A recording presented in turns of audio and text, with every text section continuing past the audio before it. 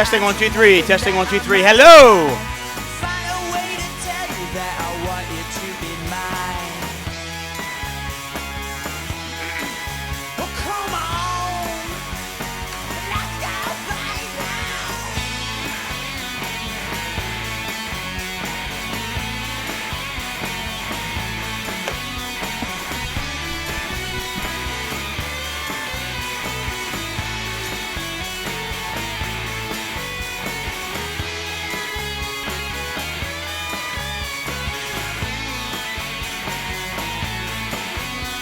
I tried it just to look in when I never give you touch. Won't you come a little closer, babe? I want you so much.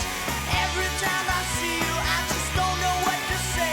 'Cause my tongue gets tied up when I'm feeling this way. Oh, when I'm feeling this way, yeah, yeah, yeah, yeah. Feeling this way, yeah, yeah, yeah, yeah. Feeling this way, yeah, yeah, yeah, yeah. Feeling this way, yeah, yeah, yeah, yeah, yeah, yeah,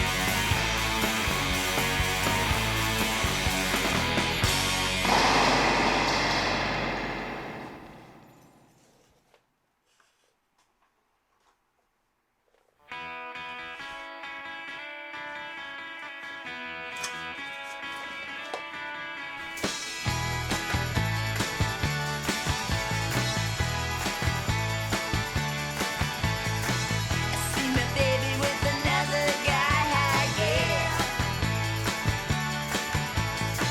I see the tears flowing from my eyes, yeah. My patience running out on me. I start shaking and I can't see just what you want me to be today, yeah.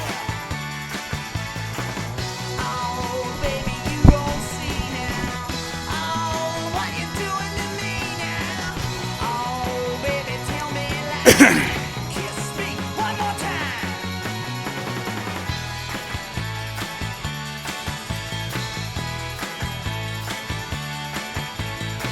I'll take you, baby, for one more time, yeah.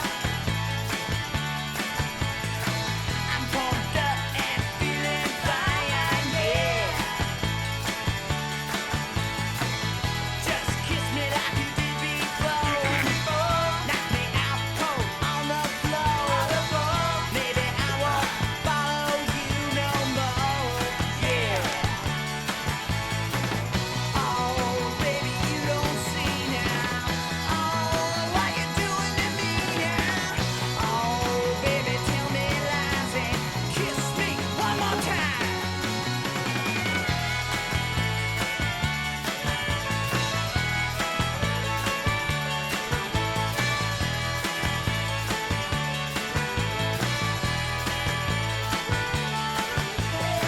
I get drunk, baby, every night, yeah. Well, see the tears going from my eyes, yeah.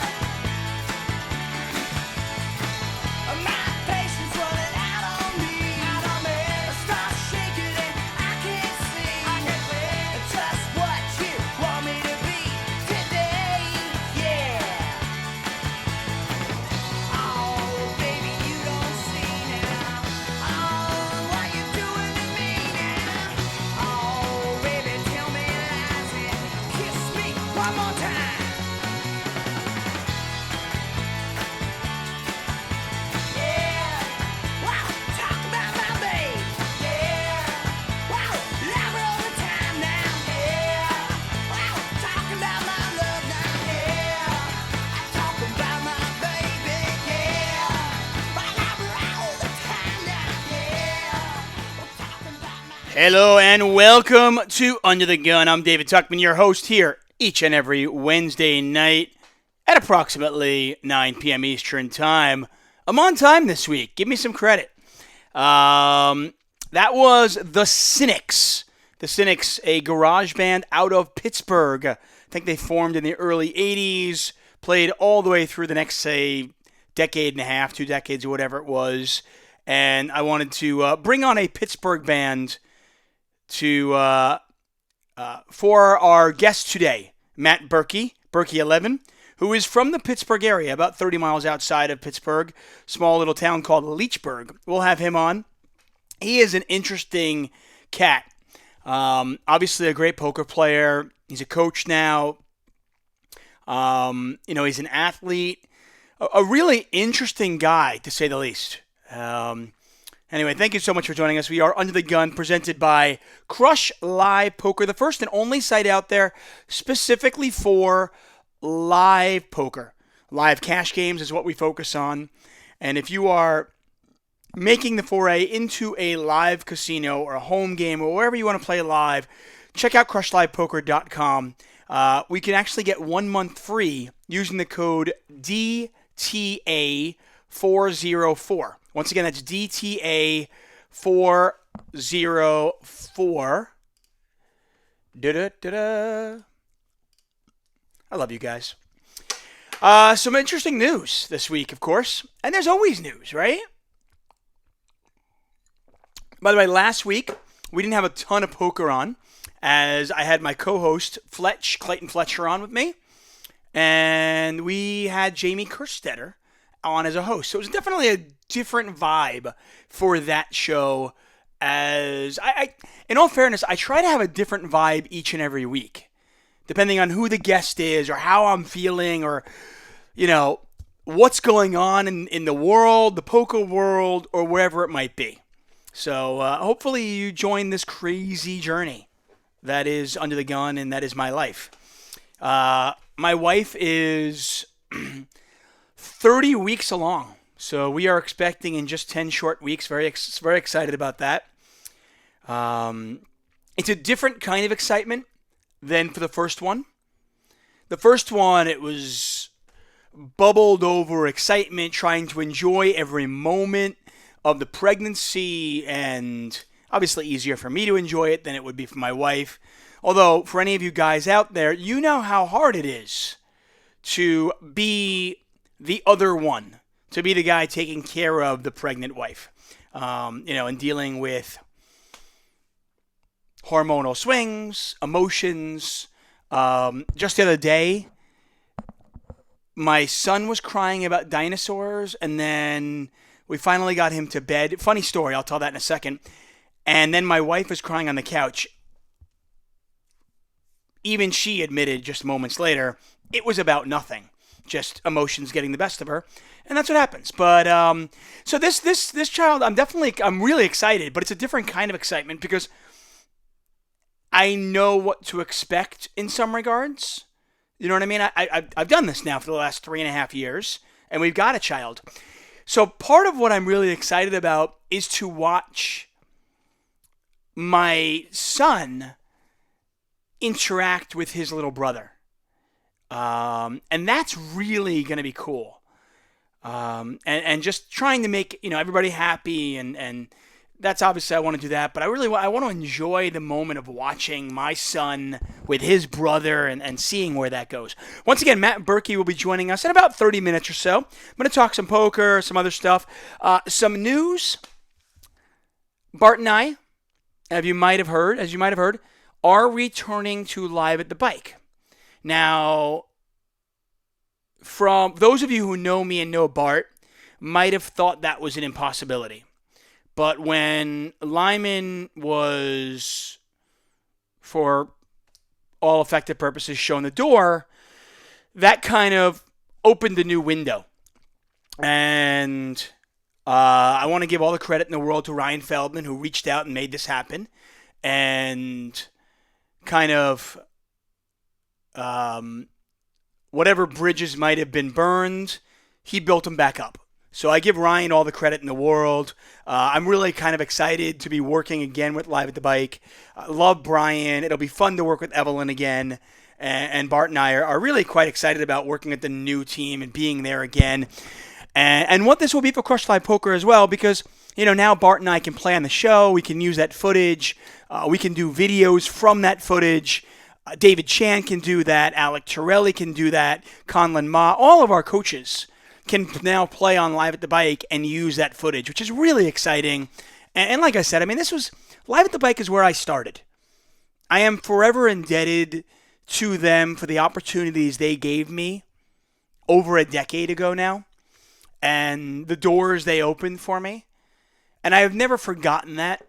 So I'm really excited to be able to be going back there, and it'll be fun. I am still hosting at Hustler, so but I will be approximately a couple of nights a week, and we'll see if that changes as we go forward. A couple of nights a week. A couple of nights a month. I will probably play poker during the day at Hustler, and then head over to the bike and meet Bart there, and he and I will do our show. So for any of you old school Live at the Bike fans, we're back. For those of you who fucking hate us, Paul, I'm talking to you. Sorry. You can watch something else that day. What's up, the Dapper Dave? How are you? As you may or may not have noticed, if you are not listening to this live, and you listen to this after the fact, and you want to join us live one day, we are no longer streaming on Twitch. We have migrated over to YouTube. So all you have to do is go to YouTube and search for Crush Live Poker, hit the subscribe button, and we'll be there. The Dapper Dave says, is Matt going to take any phone-in questions? Yeah, I'll see how the conversation goes. Obviously when I bring people on, I don't really like it to be an interview. It's more of a conversation. So let me see where the conversation with Berkey goes. But I would love to be able to have somebody ask a question or two. That would be great. Once again, guys, David Tuchman here for Under the Gun. We're here each and every Wednesday night, 9 p.m. Eastern Time, approximately, on our YouTube channel. Of course, we are sponsored by CrushLivePoker.com. You can get 1 month free using the code DTA404. So Bart and I, it is announced that Bart and I are returning to Live at the Bike, and not 24 hours later, the bike gets raided and shut down by the feds. I'm not saying anything that you might not know already. And in all fairness, I'm not privy to anything that you probably aren't either. I know that it is reopened up already, which, the biggest fears you might have are that the bike was just shut down for months. Can you imagine if you have money? Hey, a year ago, I was playing all of my poker at the bike, and I had a safe deposit box at the bike, because I advise you, I do this myself, I don't travel with money. As a poker player, traveling with large sums of cash from poker room to poker room is about the stupidest thing you can do. You got to be smart, okay? I'm from the East Coast. I'm repping New York. It's 2 days after opening day? Anyway, so I have safe deposit boxes all over the city of LA. Commerce, Hustler, the bike, places I play. Now, wherever I play the most, I'm obviously going to have the most amount of money there. So, and it would have been really, really upsetting if I was still playing at the bike and it got shut down for 6 months, 9 months, a year. Who knows? I'm not worried about the money. I pay taxes. I am a law-abiding citizen, but I would be concerned that I wouldn't have access to my bankroll for quite some time, which would kind of suck. Brandon Armstrong wondering where the beer is. I don't have a beer today. I know that's pathetic. I'm sorry. I did drink a beer earlier today, but I do not have a beer now. Instead, I have a water, and I have a coconut water. I know. Shit is getting bad here. I don't know. I've got beer sitting here, but yeah, I got some Fat Tire and some Stones, but it's not cold, so I'm not going to drink it. Dapper Dave says, do you think that will have an effect on Live at the Bike moving forward? I don't believe so, but I'm not the one to ask. Like I said, a lot of people ask me what was going on, what my opinion of it. I have no information. If I did, guys, I'm an open book, guys. I have no problem telling you. But any business that deals with large sums of cash has to deal with laundering issues. Casinos obviously are at the forefront of that, and that's what I imagine the issue was. But I don't even know. I honestly have no idea. NM Grinder says, "Hey Tuck, great to catch you live this week. Any news on your WSOP contract?" I have been signed on for the World Series of Poker. I will be there starting, I believe, June 2nd or June 3rd is our first day, so I will be there. But, and I can't go through all the details just yet, there will be an announcement very shortly. The World Series of Poker live stream, it is going to happen. It's going to be awesome. But it will be different this year than it has been in years past. Okay? But I am there, among many other people as well. So it's going to be a pretty awesome summer. I'm not going to lie. Pretty psyched, by the way. I got tickets to Tom Petty. Tom Petty is playing he's playing outdoors at a music, beer, and food festival within walking distance of my house. It's literally at the Rose Bowl, on the outside grounds of the Rose Bowl, which is walking distance to my house. And I got VIP, tickets to that so you can get closer and all that, and there's wine and beer. Should be awesome. I'm pretty excited about that. Let's see, somebody is calling in. Hello? You were under the gun. Who's this? Yeah, this is Chris Sigmund up in Portland, Oregon. Hey, Chris, what's going on, buddy? Hey, bud. Thanks for taking my call. Of course. How can I help you, Chris? I'm playing on a show tomorrow night. Oh, cool. You're the one who tweeted in. I am. Yes. I'm Okay. reading my lips on the forums. There you go. Okay, cool. So you are playing on Live at the Bike tomorrow? Yeah, I think it's a 5-10 game. Okay, cool. So what can I help you with? Well, I've been watching it lately, and first of all, when I emailed, I didn't get a response back as to who was actually talking on the other end. I'm assuming it's Ryan Feldman, but I don't know for sure. Is there someone else that returns the emails? In all fairness, I literally just got brought back into the fray, so I don't know all the inner workings right now. I know Brian is director, and he's one of the partners. I know Evelyn obviously is a partner. I know Ryan is a partner. I believe Ryan deals with the day-to-day scheduling and stuff. So my assumption would be that Ryan is the one who got back to you. Okay, good. Because he said there was, I asked, do I reserve a seat? He says, no, there's a seat draw at the beginning. I'm like, all right, cool. But every time I watch the show, that really good Asian guy, he's always in seat 9. And there's a couple players that seem to always have the same seat. So is it where I'm the new guy from out of town, so I don't really get my pick, or do you think it's actual seat draw? My assumption would be that, and like I said, I don't know. I haven't done a show in a while, and our first show will be next Tuesday.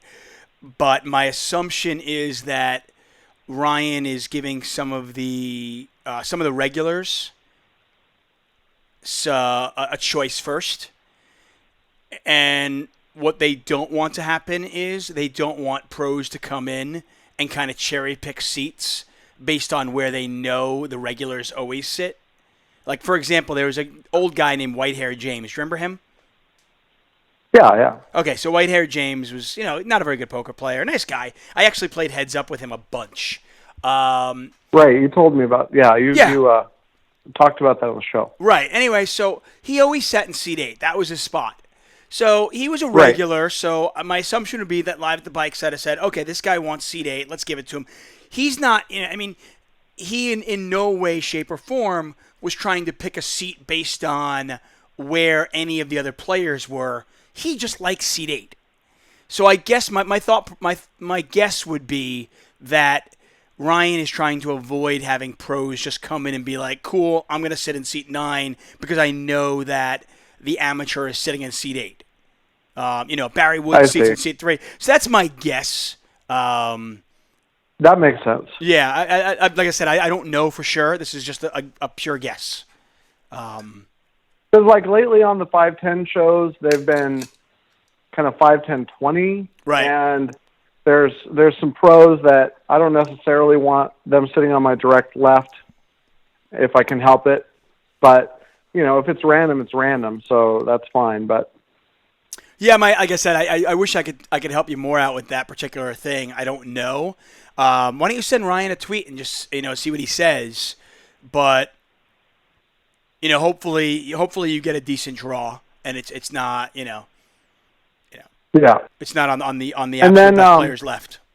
yeah, good. Thank you. And then Mike Dentale and Kate Hall. Yeah, what about it? Like, does Mike know that he kind of comes across as pretty arrogant? Like, is it a shtick, or is he like that how he is? I think that's how he is. I mean, I genuinely think that's how he is. I mean, I think he's he's an arrogant, confident, in your face kind of guy. I genuinely don't think he believes. Like, if you were to ask him, hey, are you a sexist? Are you sexist? Do you treat women well? He'd probably come out and say, no, I'm not sexist. I treat women really well. Just ask all of my friends. So he's unaware of how he's perceived.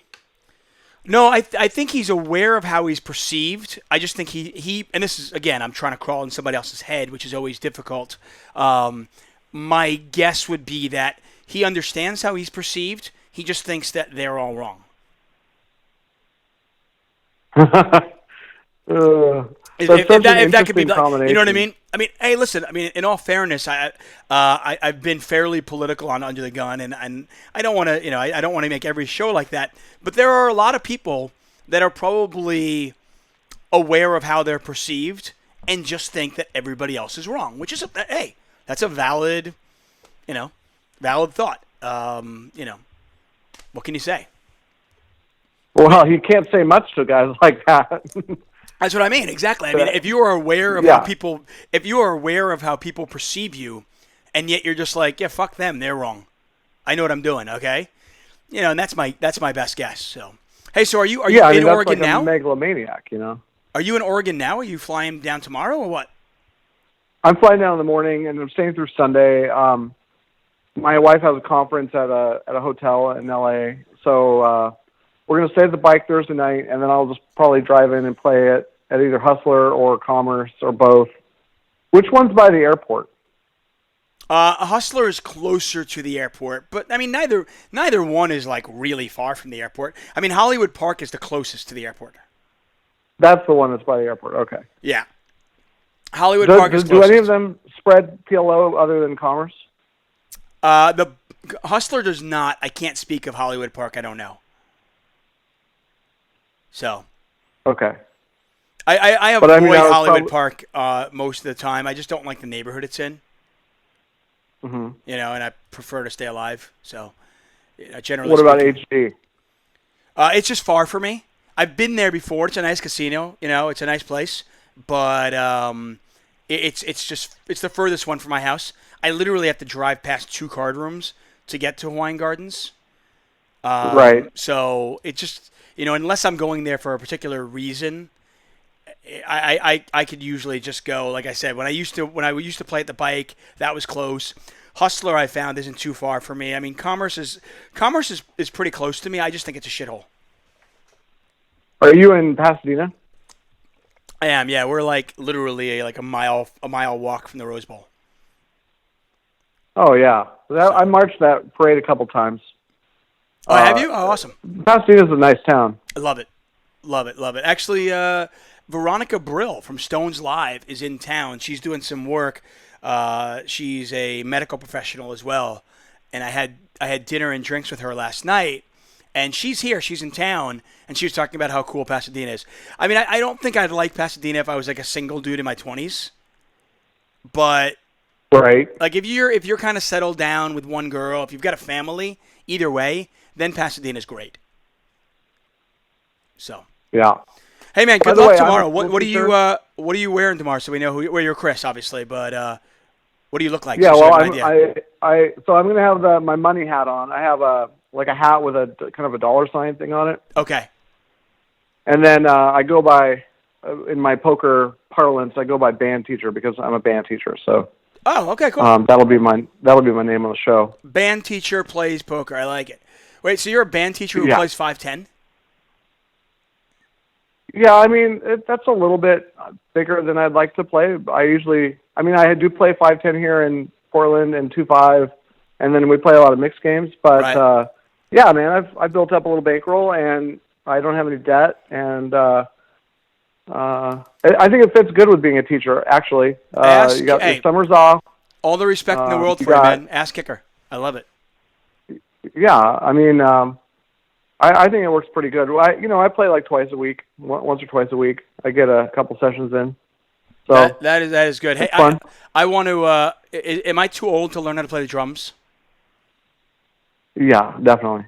Come on, man, dude. Now, are you still friends with Melanie? Melanie Weisner? Yeah, Yeah, we're friendly. I mean, yeah. Why? just friendly. You don't hang out or anything. No, we don't. We don't hang out very often. No. Yeah, I mean, she did like a musical theater degree or something, I think. That doesn't surprise me at all. She plays Yeah. like if you if you just like gave her a dime, she would like do the entire like dancing and singing from Oklahoma. Yeah, she's like a jukebox. Yeah. She would love that. That would be like her favorite thing. Hey man, anyway, good luck tomorrow. Hey, Dave, thanks a lot. I'll talk to you soon. Okay, for sure. Later, buddy. All right, cheers. That is Chris, guys. So he's going to be on the show tomorrow night. I'm live at the bike tomorrow night, playing 5, 10, 20, I guess. He'll be wearing the band. He's the band guy, and he's going to wear his money hat. So we'll look for him. Got some questions in the chat really quick before I move on. Jake, let's see. JKL909 says, do you know what the stakes of the game that Bart and I will be hosting? I don't know. My guess is, from what I was talking to Ryan, they're going to want us to do the 25-50s most months, and then probably like the 5-10 as well. So this month, Bart he's in DC, I believe, right now. So he was not available for today's show, or yesterday's show as it should have been. So we're doing it tomorrow. But going forward, we're going to do a lot of shows on mostly 5-10 and above. Let's see. Dapper Dave says, Dave, come on. What Dentali did at Hard Rock was extremely shady. I had a whole podcast on that, Dapper Dave. I don't know if you heard that, but I had Dentali on, and I had other people from that table actually call in. One of our more interesting and controversial shows I've ever had here on Under the Gun. So it was quite cool. You can check that out. And I kind of left it out there for everybody to see. Darren Hamilton says, what up, Talk? Just got here. Did you comment on the bike shutdown yet? I did. I don't have anything to add. I wish I did. Like, I don't know anything you guys don't know. Unfortunately, I'm not privy to the books at the bike, and I don't have any family or friends that are in the Fed, so I don't know anything about this. Other people talking about the New York Jets quarterback situation. Honestly, the Jets should blow shit up. Just suck, and play like trade Sheldon Richardson. Get rid of all your veterans and just suck. And suck for a couple of years and build your team again. Because you can't keep putting a Band-Aid on a 4-foot wound. It's not going to work. Let's see what else is going on. So coming up for me, as I mentioned, the World Series of Poker, that'll be this summer. Live at the bike, of course, you can catch me on that. I am going to Barcelona in May for the 888 Live. Pretty excited about that. I'm going to be working with Jesse Sylvia because it's during Scoop and Tonka can't come. And let me do one hand, and then I'll get into Berkey's head. Okay? Let me just text Berkey and make sure he knows, and we'll go on.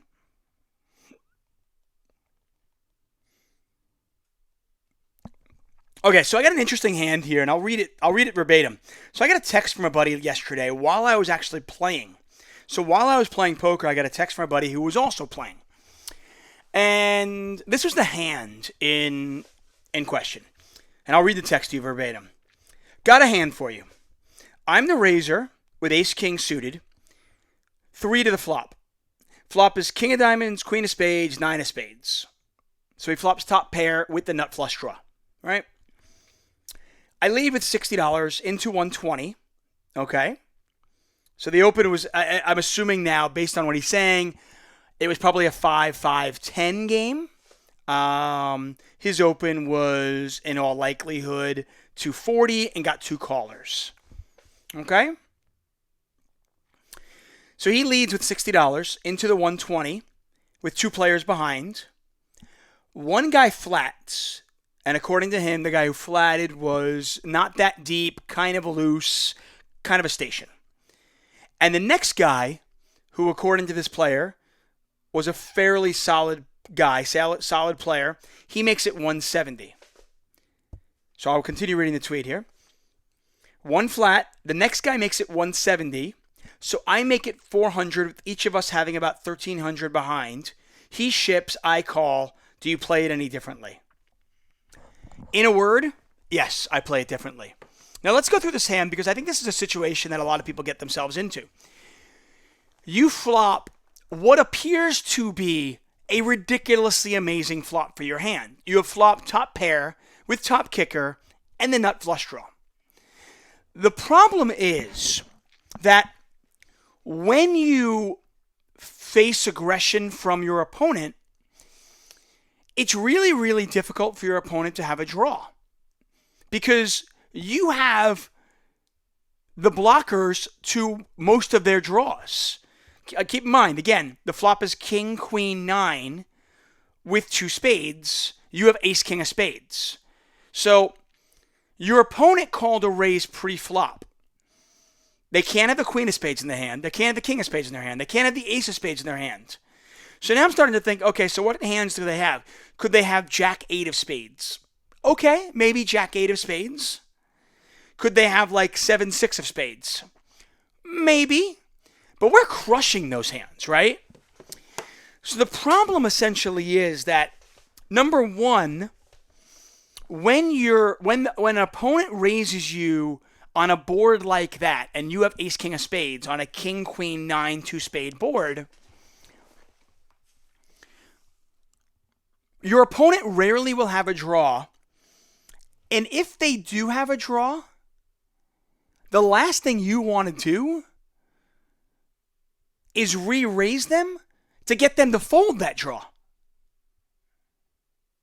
You know what I mean? If your opponent was going crazy with a hand like 5-4 of spades, or 6-7 of spades, or 7-8 of spades, any of those hands, the last thing I want to do is get those hands to fold.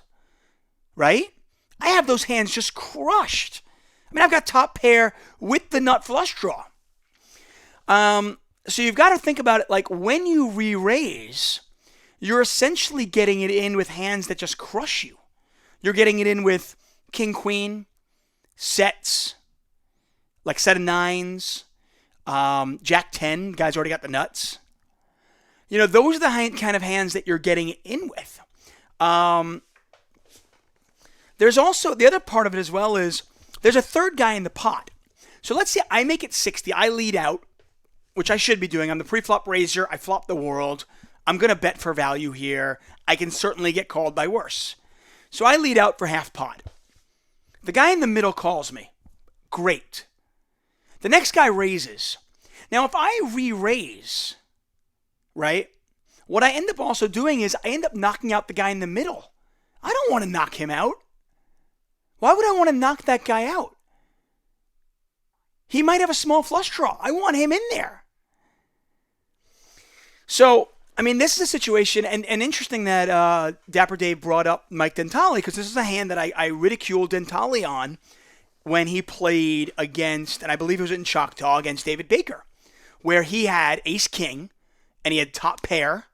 He had a king with the ace kicker, and Baker had 2 pair. And it went like bet, raise, re-raise, all in. And Baker had 2 pair, and that was it. And my point was to Dentale, you realize that when you get it all in, you're essentially, when you re-raise with a hand that strong, and you have all of the blockers to the draws, you're getting pretty much everything that's worse than yours to fold, and you're getting nothing that's better than yours to fold. And that's not really what we want to be doing, right? I mean, when we raise, when we bet, we want to get value from worse, or we want to get a better hand to fold. Well, when I have ace, king of spades on a king, queen, nine, two spade board, how am I getting value from worse when I bet, get raised, and then re-raise? What is the guy calling me with? I mean, it's really far-fetched to find a hand that you're going to get value from. And then, of course, obviously, hey, you've got top pair with top kicker. Your opponent's not going to fold a hand better than yours. At least I don't think he would. Right? So that was my basic, we went through a long text back and forth. My advice to this particular player was just simply, you have to understand what are you trying to accomplish with this raise? What are you trying to do?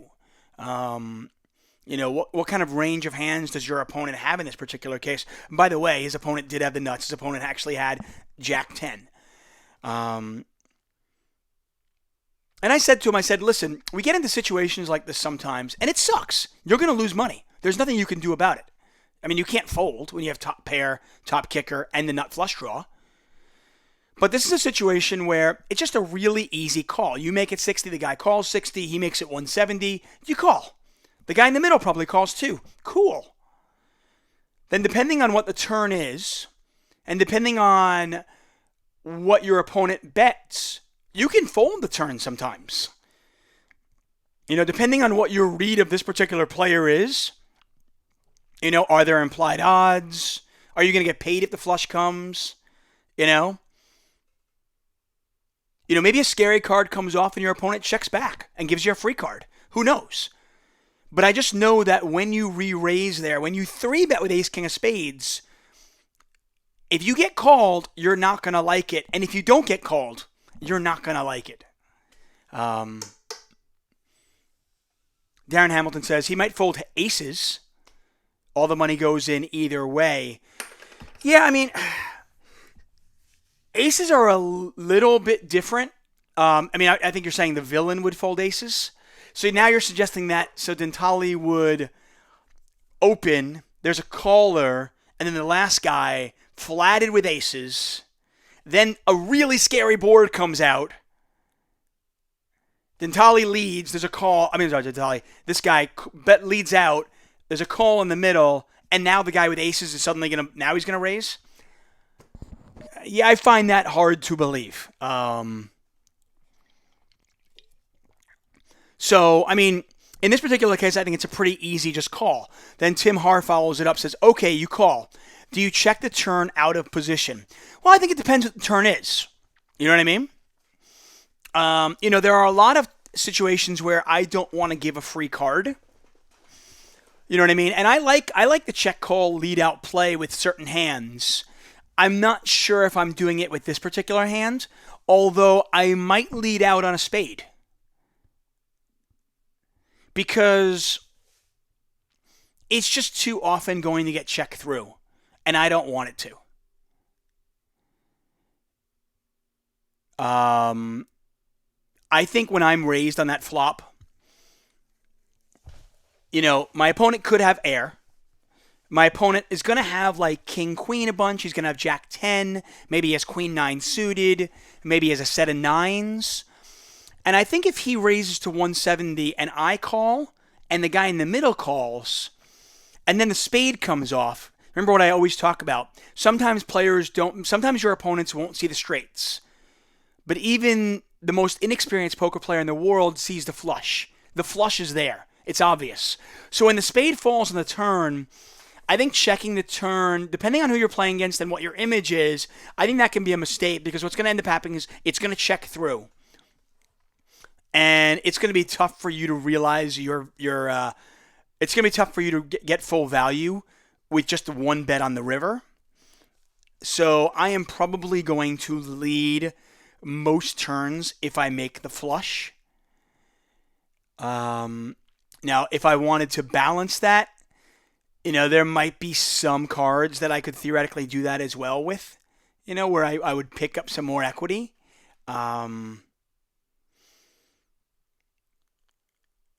Maybe I do that with an ace on the turn. I don't know, but I think I definitely do it with a spade. Darren Hamilton says, won't get value if you lead out when a flush gets there. See, you say that, but what happens if your opponent, if your opponent has Jack 10, or your opponent has a set of 9s, or your opponent even has King Queen, and these are the hands that he's repping when he raises you, is he always folding when you lead on the spade turn? Because, by the way, if he is, that's exploitable. It's one of the... For me to balance that, by the way, what I will occasionally do when I have a straight draw, I can sometimes lead out when the flush hits there also. And Dapper Dave says the guy is almost always going to chase the full house. Yeah, he is. Of course he is. He's also not going to give... He's not always going to give you credit. Like, he's like, wait, you check called to the flush and now you're going to lead out? That's weird. Why wouldn't, don't you want value? Now, it might be difficult for you to get 2 streets of value. And maybe you have to bet turn and, if the guy in the middle folds, maybe you're checking river to induce or, get it straight to bet. I don't know. Obviously it depends on who you're playing against. This is a very player-dependent situation. But in general, if somebody shows a lot of strength on the flop and then I get there with my draw and it's the obvious draw, I don't want to give him a free card because he's going to take it. And while it might be difficult for me to get 2 streets of value, I think it'll be much easier for me to get 1 street for sure on the turn than it would be on the river. Yeah, Brandon Armstrong points out 9-9 calls, King-Queen calls, straight calls, smaller flush calls. Yeah, literally everything is calling. Tim Har says Jack 10 makes a crying call and could fold the river. Oh, for sure he could. He definitely could, especially if he's a good player. But if I check the turn though, all of those hands that he was repping on the flop, they're all checking it back except a smaller flush, which is going to call my bet anyway. So that's why I bet in that particular case. Anyway, let's get Brooke in the line and see what this guy has to say.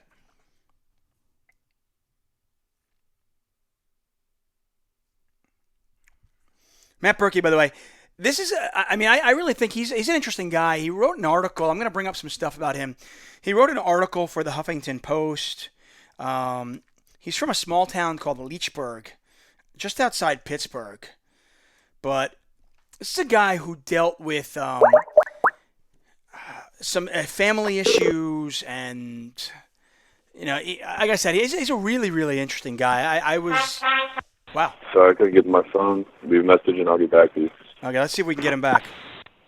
At the tone, please record your message. When you've finished recording, you may hang up or press 1 for more options. To leave a callback number, press 5. Matt Berkey, you're under the gun. Where are you, man? This is David Tuchman. You're not there. Anyway, I will call you back. That gives me a chance to go through another hand, though. So let's do more poker, okay, guys? Last week we did no poker, so this week we got all poker. Let's see where we're at. Okay, so this brings up another hand where I got raised, and I shouldn't be re-raising no matter what. It's similar in some regards to the Ace-King, except the Ace-King, you've got showdown value. In the hand I was talking about, I just have no fold equity, so I'll talk about this hand right now. So, okay. Under the gun 1, I'm playing 5-5. We're 300 to 1,000 game. Under the gun 1 is a fish. He opens for $800. Okay? He opens. He has $800 behind. I have him covered. I call on the cutoff with 8-6 suited. Okay? 8-6 spades. The button calls behind me, which is a little bit disappointing because I was hoping I'd have the button. And the blind calls. Now, I think I definitely could 3-bet this occasionally. And probably should be to isolate the fish that opened under the gun +1. But I think if you do it too often, it's probably just a little bit spewy. And in this particular game, my image was such that I wasn't getting much respect. So I think I would have had to make a hand too often to make a 3-bet effective. Oh, I got to get Berkey just called. Anyway, we'll go through this last hand and then we'll go through one more. So button calls, blind calls. The flop is 7-5-3 with 1 spade. So I flop an open-ended straight draw with a backdoor flush draw. Now the blind checks. The original raiser under the gun 1 checks. And this is one of the reasons why I love calling this guy in position, is because he will often check, like, I raise with ace king, I didn't hit, I check, I fold. So I don't need to make a hand, and we talked about this before, where there are a lot of hands that you can call with in position that will be profitable, that'll show a profit if you can win the pot without making the best hand occasionally. If you're always relying on making the best hand, it's going to be tough to call with any of these speculative holdings.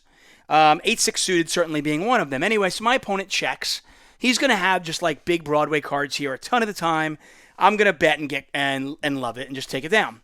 So I bet $60. And I bet 60, by the way, into 85. So I bet a pretty large amount.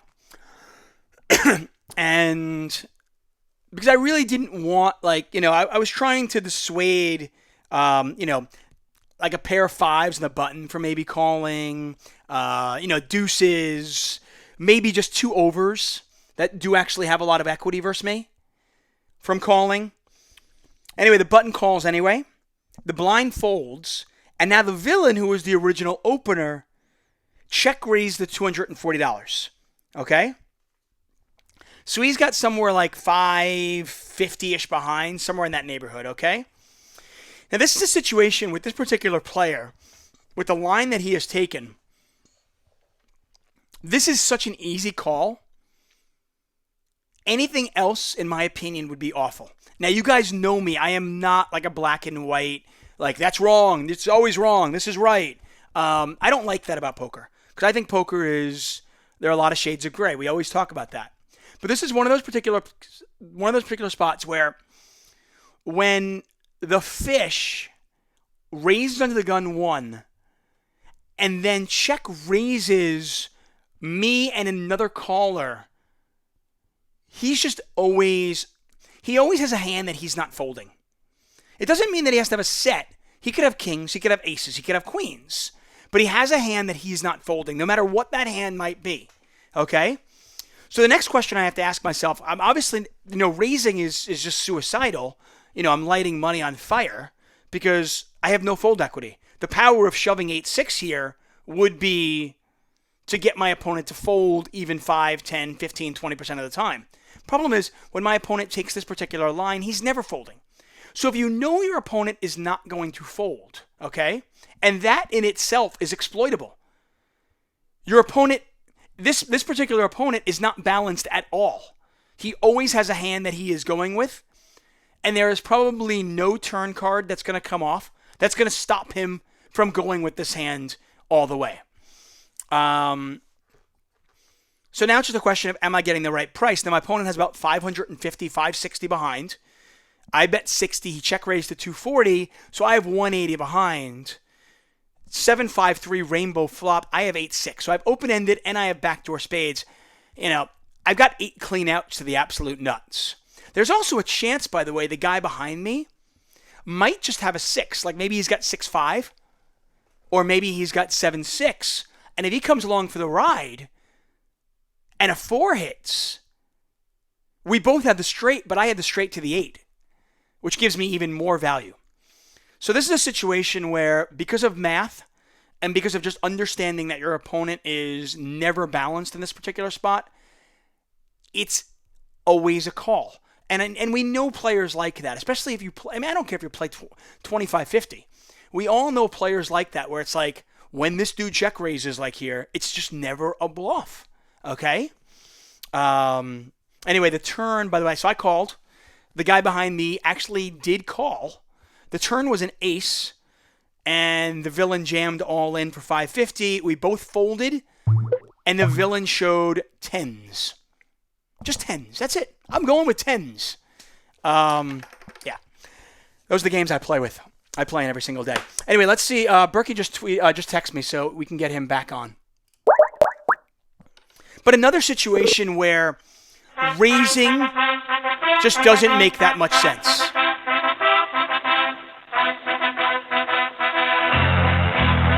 Could you ever tell this guy is like from like Philly? Hello? Dude, that's the best ringtone I've ever heard in my life.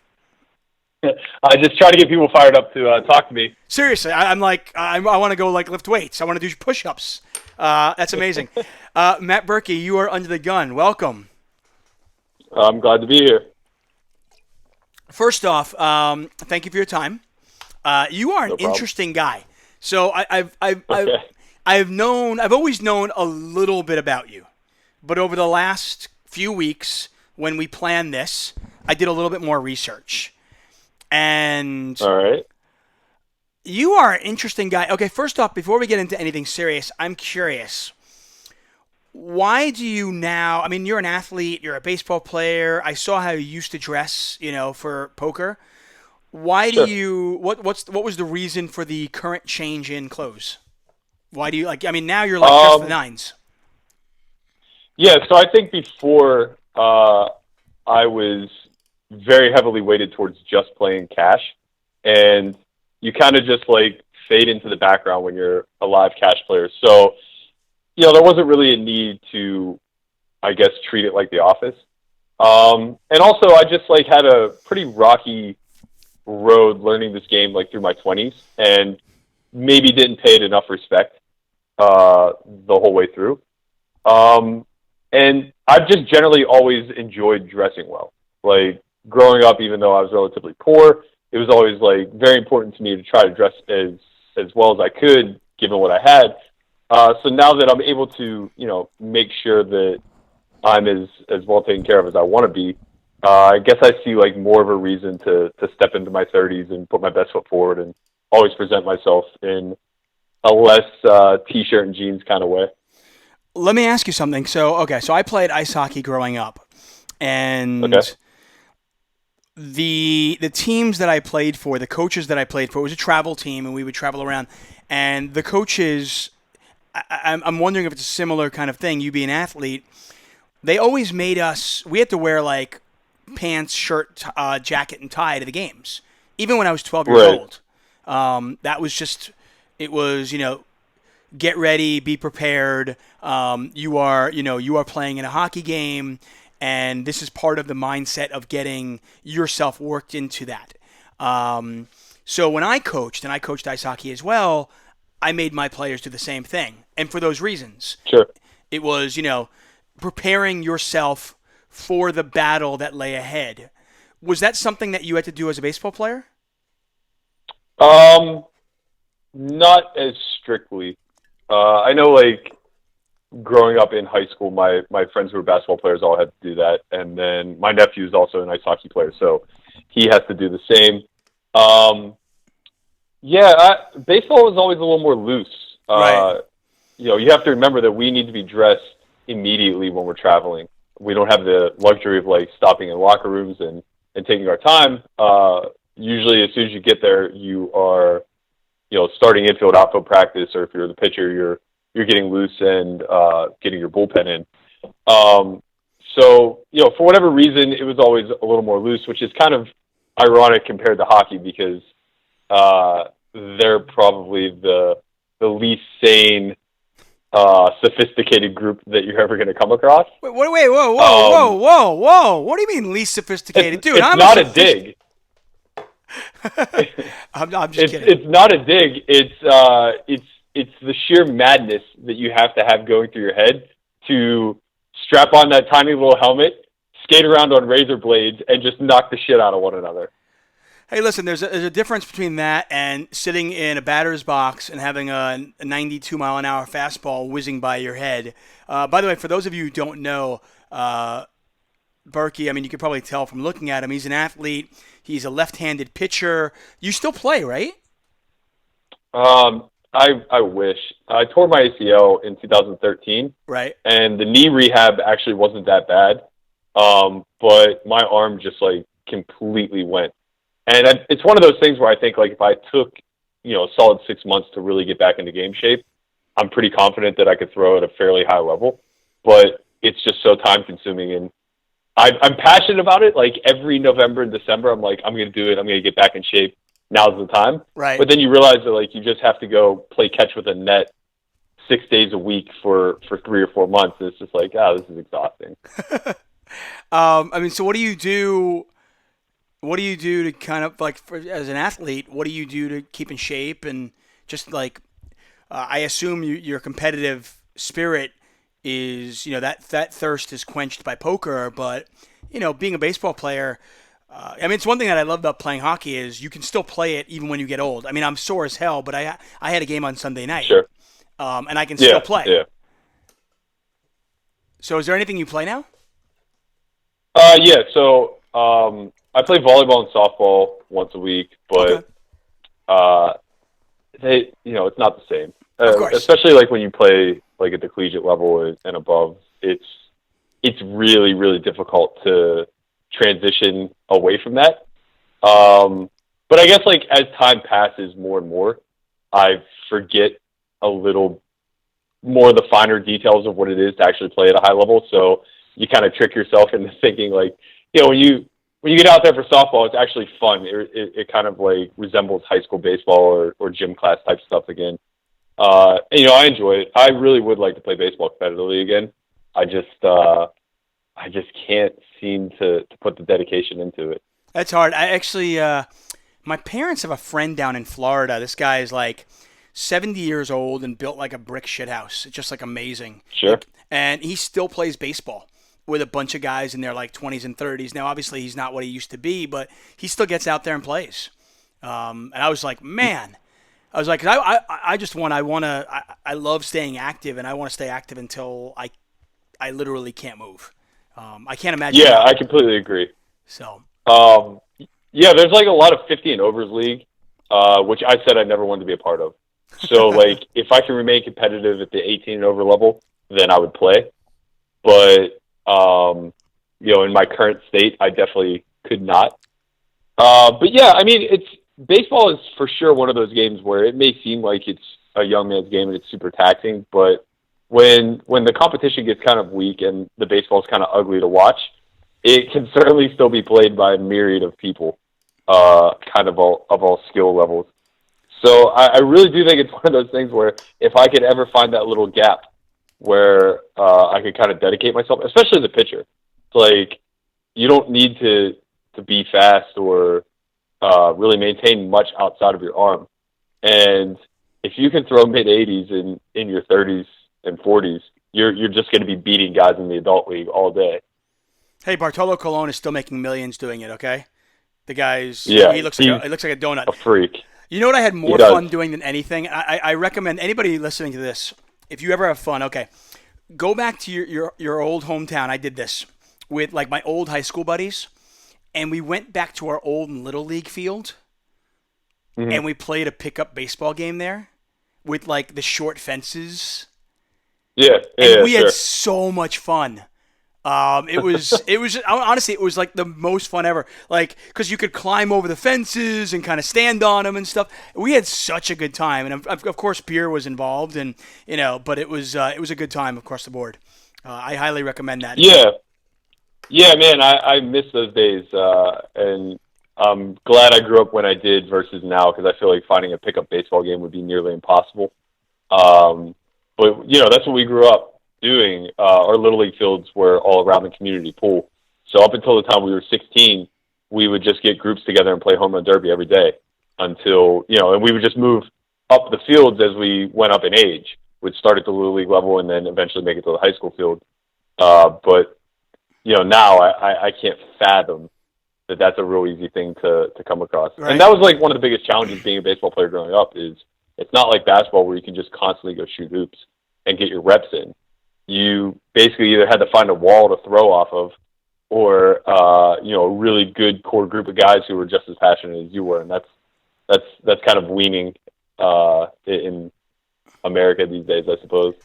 Once again, guys, Matt Berkey is joining me under the gun. We're here each and every Wednesday night. You can follow him at Berkey11. That's Berkey 11. You can also go to his website, thevoicewithin.me. Of Cool, dude. Did you play? See, where I was from, stickball was big. Did you play stickball? No, never really got into it. We would practice every now and again throwing bottle caps and trying to hit them with a broom. But that was kind of a fruitless endeavor for most of us. See, stickball was the best, and it's something that I can't believe my arm didn't just fall off. So stickball is, I'm sure in different towns, the definition of it is different. But for us, it was basically a brick wall with and it could be on some sort of a field, and you would have spray painted on the wall a strike zone. And you could play it 1-on-1, 2-on-2, but basically, a strikeout was a strikeout, a walk was a walk. But a ground ball past you was a single. And then you had markings depending on how far you hit the ball, would either be double, triple, or home run. And if you either caught the ball or you fielded the ground ball, it was an out. And it was generally 1 or 2 outs an inning, and you just move on and play. But I'm not kidding. When it wasn't baseball season or hockey season, I was out there playing that 4 or 5 days a week. I just can't believe my arm didn't fall off. But that was fun. Yeah, so actually, I guess we did play something similar. It was called single, double, triple. Okay. And you actually played on a baseball field. And it was the same thing. All you needed was 3 people minimum, 1 to pitch, 1 to hit, and then 1 to play the field. Right. And if you caught a ball in the air, it was an automatic 2 outs. If you caught anything on the ground within 3 hops, it was 1 out. And you basically just would play innings per person, with markings for singles, doubles, and triples. See, it's awesome when you're a kid. It's you figure shit out and you just make it. You're like, okay, I got to figure out how to play a game, so I'm just gonna make it work. I don't care. We have 2 guys, we'll do it. It's all good. Yeah, and that's kind of that's kind of where the jaded nature of the older generations come into play, and I hope something that our generation doesn't really fall victim to. It's everybody thinks back to back in my day, right? So for us, we invented these games, with a bat and a ball and a field, and we figured it out. And the generations before us probably had less tools. They probably didn't even have the bat and ball. But kids these days, they're innovative on such a different level. You know what I mean? They're literally getting out there and making shit go viral. They're 9 and 10-year-olds with millions and millions of views because they're just exhausting their creativity through more technological means. And it's so easy to look at that and say just kind of finger wag at them and be like, why don't you get outside and do something? Rather than understanding that it's a sign of the times that change is present, and these kids are really impressive. Yeah, no, and honestly, I love watching. So I have a 3-year-old, another one on the way, and I love watching him play with his toys in a manner that wasn't necessarily, they weren't designed for it. Sure. And he's just figured out ways to entertain himself. Yeah. If we're somewhere and he's just bored, he'll grab whatever, a coaster and a car, and he'll have races. And I can hear him in the background just being like, I win. Oh no, the car went up and it's and it's just amazing. You just you love that childhood kind of the way to look at things and just figure things out and kind of problem solving. And I bring it full circle to problem solving because it's kind of what you do now. You're solved for why. I know that's kind of a new. First of all, why don't you just tell us exactly what that is, so we get a better grasp of that. Sure. So in simplest terms, it's basically an approach to develop strategies from a why-centric point of view. So by nature, humans are kind of how and what driven. We identify what a problem is, and then we just try to figure out how to solve it in the most efficient means necessary. And that's functional for survival, but when it comes to attempting to excel at anything, whether it's business, sports, games, whatever, understanding the why just becomes incredibly pertinent to connecting the dots. Simply mimicking and developing proper hows when it comes to solves will only get you so far, and eventually you're going to run into some sort of ceiling that's kind of self-imposed, and it's going to create a lot of frustration. So I was kind of inspired to do this. I actually want it to be it's a way bigger thing than poker. I hope that's my plan. I mean, that's part of, to be honest with you, I kind of got that from you. I mean, that's one of the reasons I really wanted you on this podcast, was because it's not just about poker. Can you give me an example of what you mean when you talk about, like, because I just want to make sure that I'm fully grasping this, in terms of Sure. the what and then the how. Like, so what's an example of that could be better approached by doing it by why? Sure. So using baseball terms, I'm watching the Pirates in extra innings right now, so I'll go that route. For the longest time, in a tie game in extra innings, and you get a runner on first base, the conventional wisdom was, okay, our problem is we need to score a run, and we don't have a runner in scoring position. So that's the what. We've identified what the problem is. How are we going to do something about that? And the answer was to sacrifice bunt. That was just conventional wisdom. It's what everybody believed to be best. We'll trade it out for moving a runner up in the scoring position. Well, somewhere along the line, somebody decided that though that how was a sufficient means to an end to that what, posing the question as to why do we have this problem to begin with is a lot more of a holistic view where you're going to find a lot more, intricate ways to be more optimized. So rather than viewing it as what's our current problem, we don't have enough runs, but rather than why does this problem exist, right? Now you're able to go into analytics and say like, oh, well, the heart of our order doesn't hit very well against this particular pitcher, so what can we do differently along the way to solve it? So you kind of like take the problem in like a broader stroke, and then you try to avoid it if possible prior to it occurring, or while it does occur, you now use the knowledge that you gained in attempting to avoid it to possibly come up with a more optimal solution, which now by sabermetrics and all these other analytics would suggest that you hit and run more than you bunt. That sacrificing an out for moving a runner up into scoring position is actually just like negative EV. Right. I mean, I was going to say, if you were to bring it back to like a poker standpoint in EV, you could even theoretically get to a point, and like you just said, it was negative EV, but I guess even if it was positive EV, it might not be the most positive EV play, which is obviously what we are looking for in any whether we're playing, whether it's poker, baseball, or and that's probably more relevant to actually point out, right? Because that's generally why problems don't get reapproached, is because there's a solution that's functioning, because it is showing some sort of return, while there's quite possibly a much more optimal solution that's completely being ignored. I love that you just said that, because I think that's one of the biggest issues, with people, whether it be poker, whether it be athletics, just life, where people are. I think sometimes people just get satisfied too quickly. And because, it's going well. I mean, in fact, I was on your website and I looked at somebody had asked a question in the forums. And one of the questions was very simple. He said, I've been beating the 2-5 game, and, I beat it for enough, and, I do well there, and I don't really see a reason to move up because, I'm doing fine in this game. So, what's the point?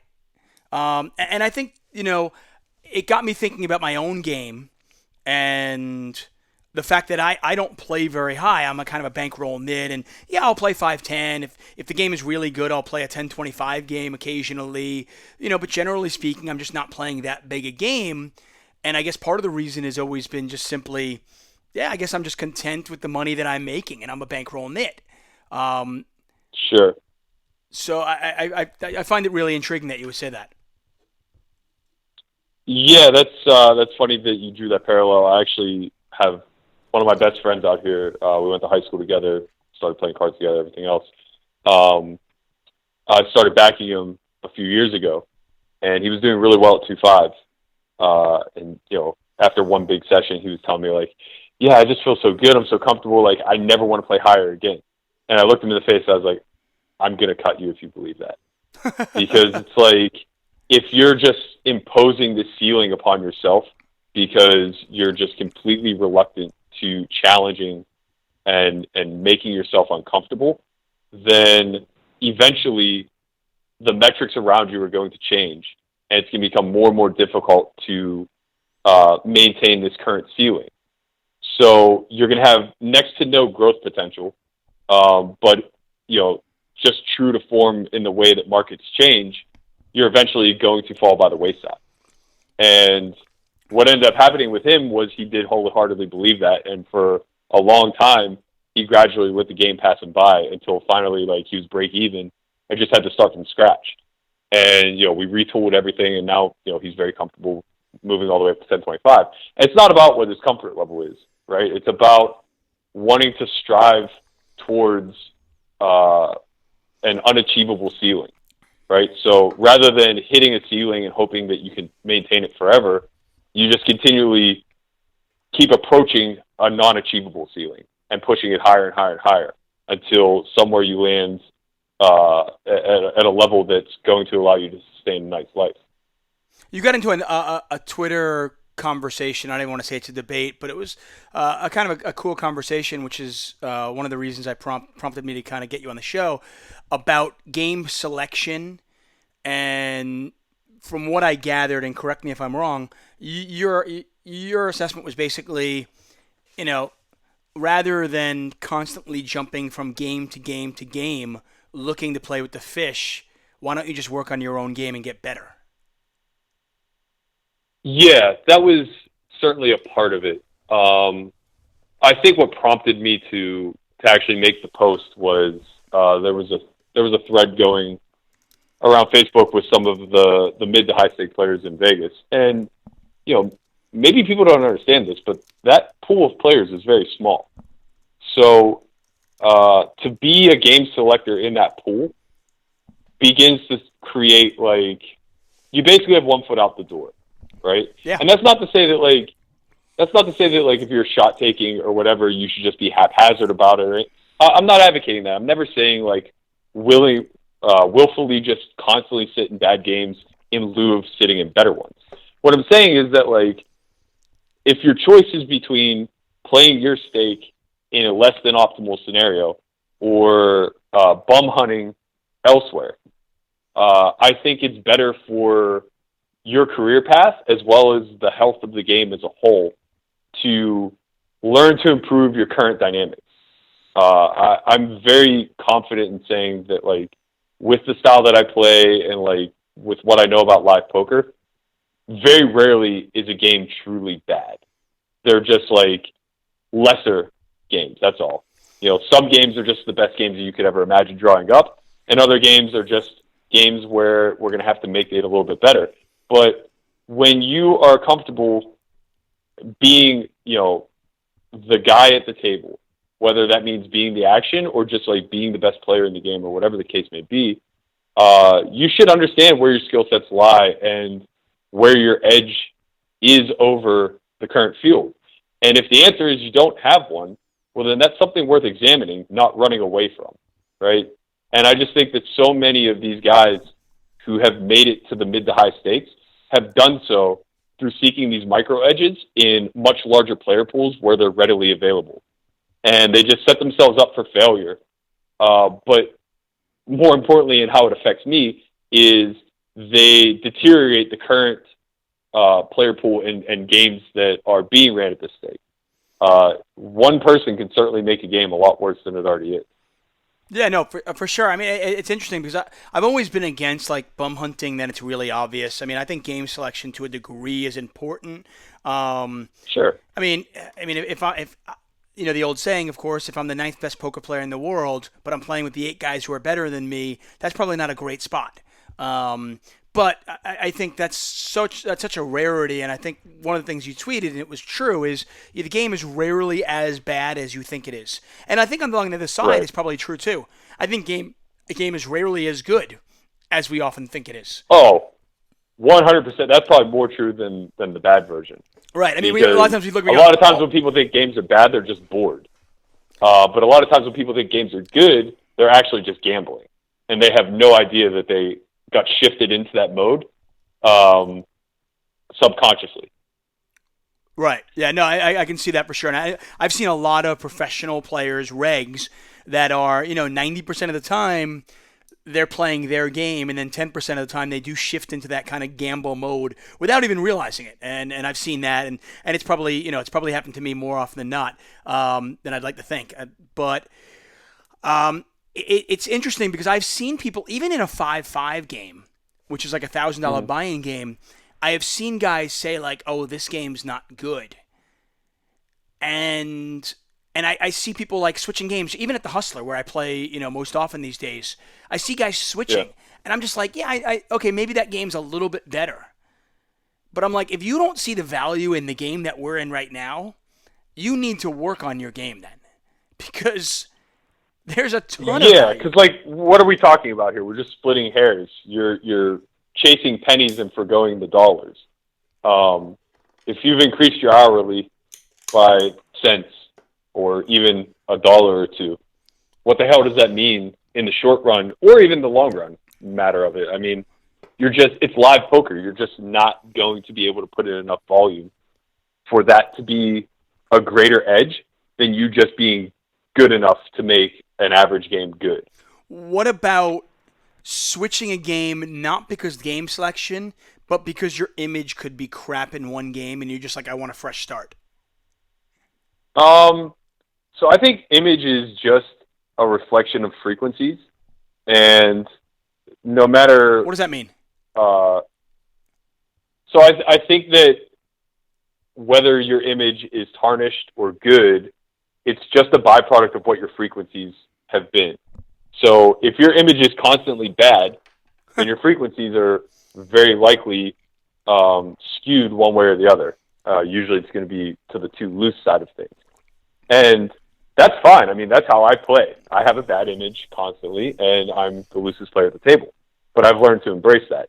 If you're not honest with yourself and you're not unbiased in your assessment, and you think that everything you're doing is just correct, but you don't really have a quantifiable why, then you're going to kind of be subjected to believing that the world's against you and that you need to run from this game because your image is bad and go to a fresh game where you can kind of start over and hope that the cards fall in your favor, etc. Well, I'm not going there. I'm not going in terms of like your cards in your favor, but I mean, I am a believer in something we've talked about on Crush Live Poker, and I have data over thousands of hours of poker that probably backs this up. That when I'm winning, I win at a much higher rate going forward. Oh, for sure. Okay. For sure. So my only thought was, it's one of those things where like, okay, so I'm a generally a pretty loose player too, and I'm fairly active. And then there are just some days where, the bluffs are working. And then there are just some days where I'm not bluffing at any higher frequency than I normally would. They just happen to have been called today. So now it's like, okay, maybe the 2 or 3 guys at the table, now they think that I'm always bluffing, which is fine if I start picking up hands, but if I don't pick up any hands, I'm not going to get these bluffs through anymore. You know what I mean? Yeah, so I guess so this is kind of something we speak to in the Academy, and I do believe it to be true, even though I'm sure Doug Polk would just lambaste me if you heard me say it. Doug Polk is right now, he's home watching this, I have no doubt. I'm going to get a text any minute right now being like, Berkey's an idiot. Sorry. I'm sure it wouldn't be the first time he said it either. No. So, the big thing is that we understand that the cards know no momentum, right? They don't have a mind of their own. They're completely indifferent to whatever's happened in the past. However, human nature dictates otherwise, right? Live poker in particular is a very psychological game, and people are very easily manipulated.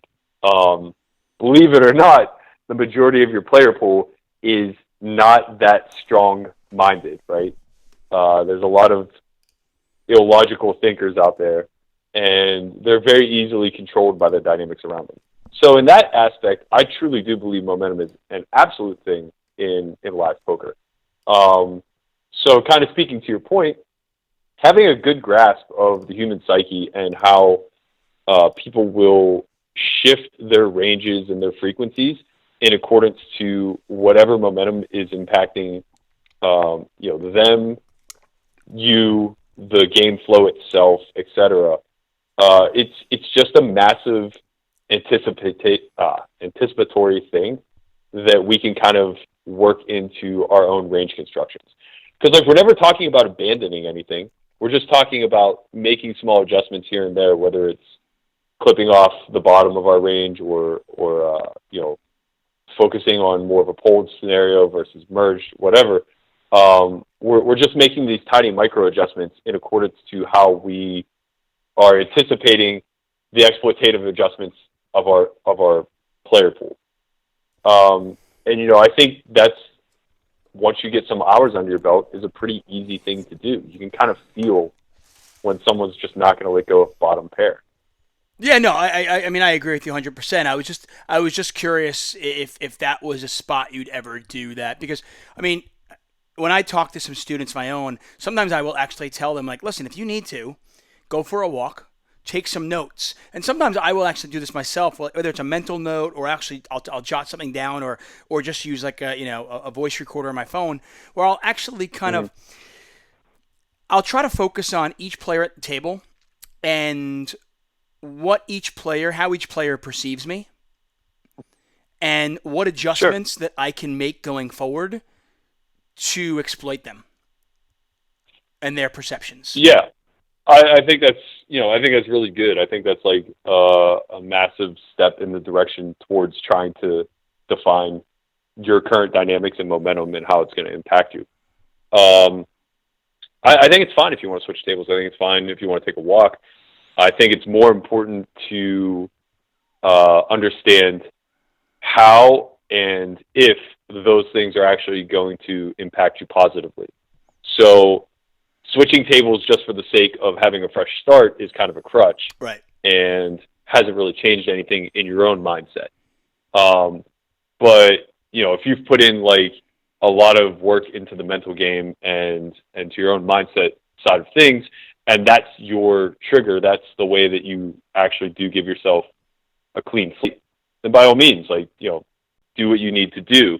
But don't do it as a means to kind of run away from the challenge of, okay, everything's working against me and I don't feel like figuring out the best strategic adjustment here. I just want to play the way I normally play. Right. I want to book my hourly and just take my easy money and leave it alone. Yeah. Man, I hate the idea of an hourly. I hate thinking in those terms when it comes to live poker specifically. Yeah? Why?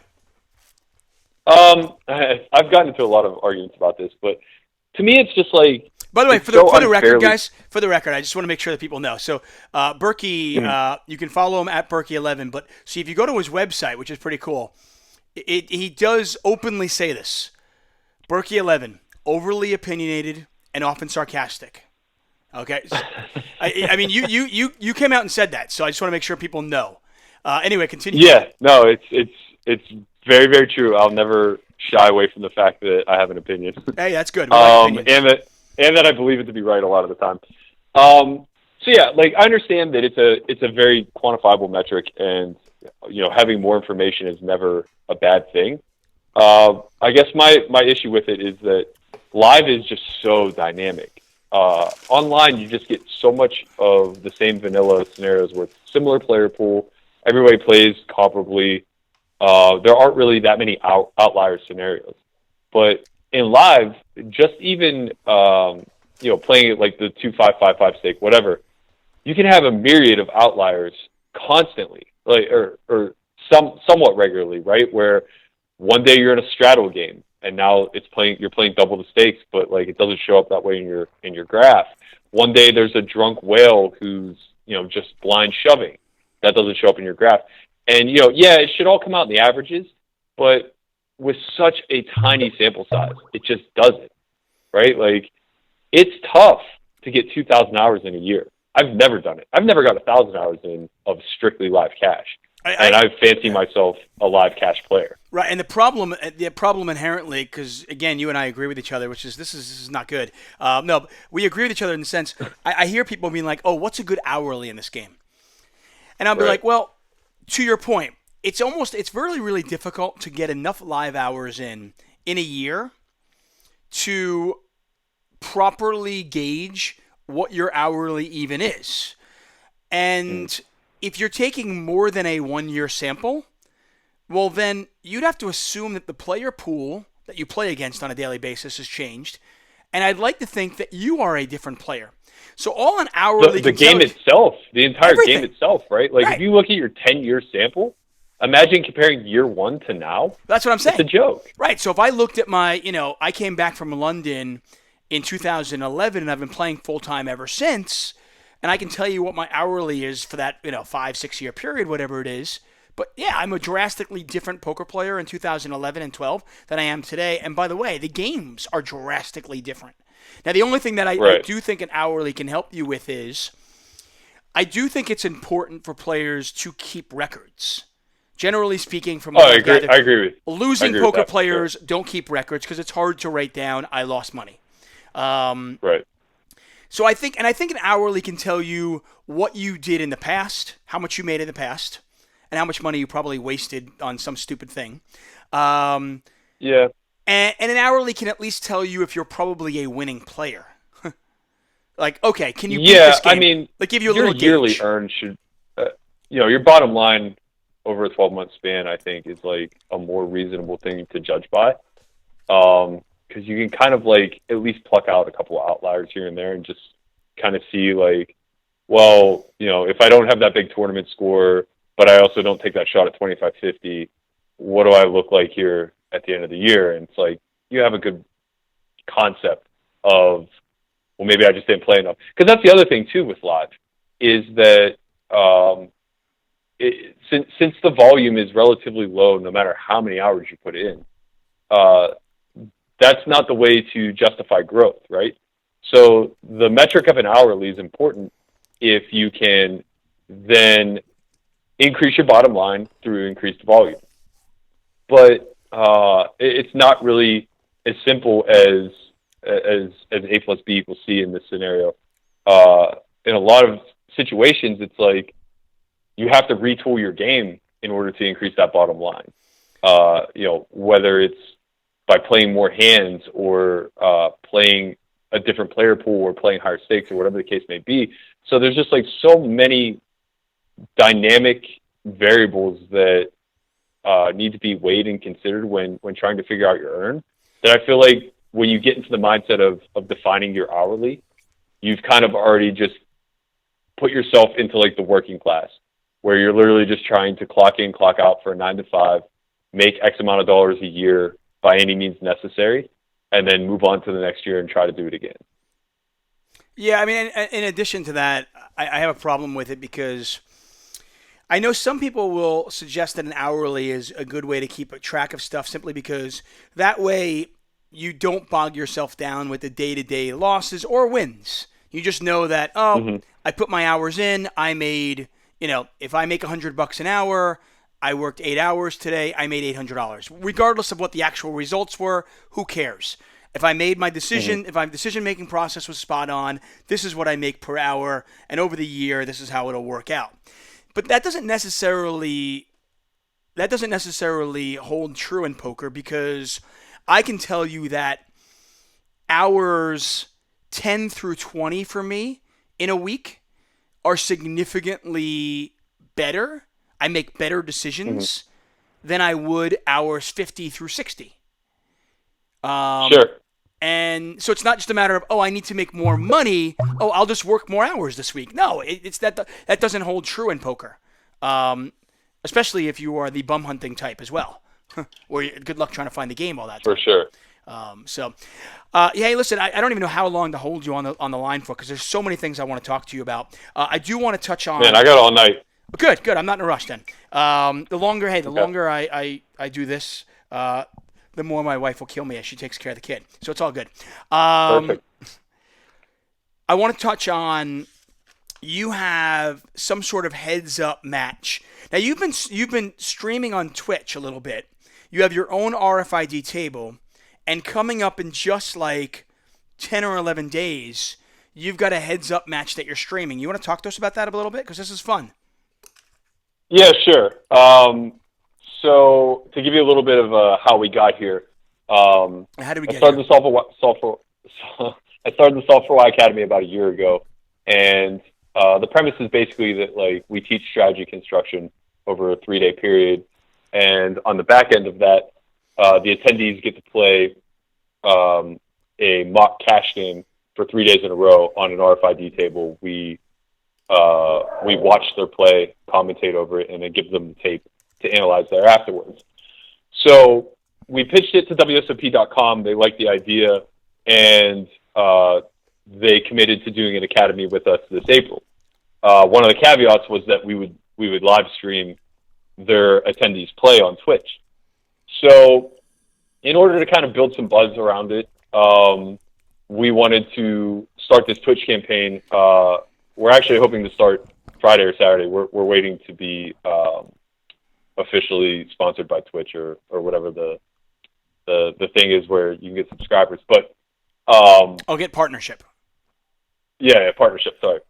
So yeah, in order to get a little buzz going, I figured I'll just give away a piece of myself in the Super High Roller Bowl. People love free things, and what better than to sweat a tournament where first place is $6 million? But I wanted to get kind of creative in doing it and keep people tuned in.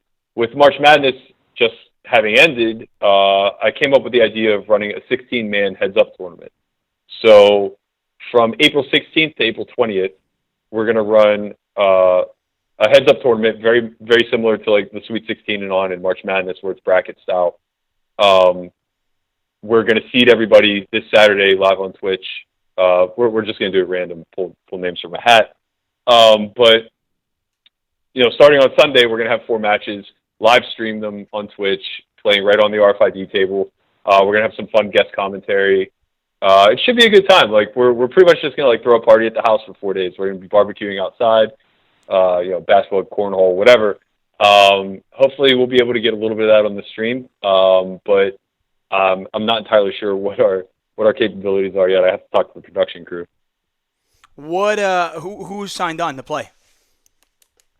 So right now we have 12 committed, plus we are going to give away at least 1 seat to a viewer.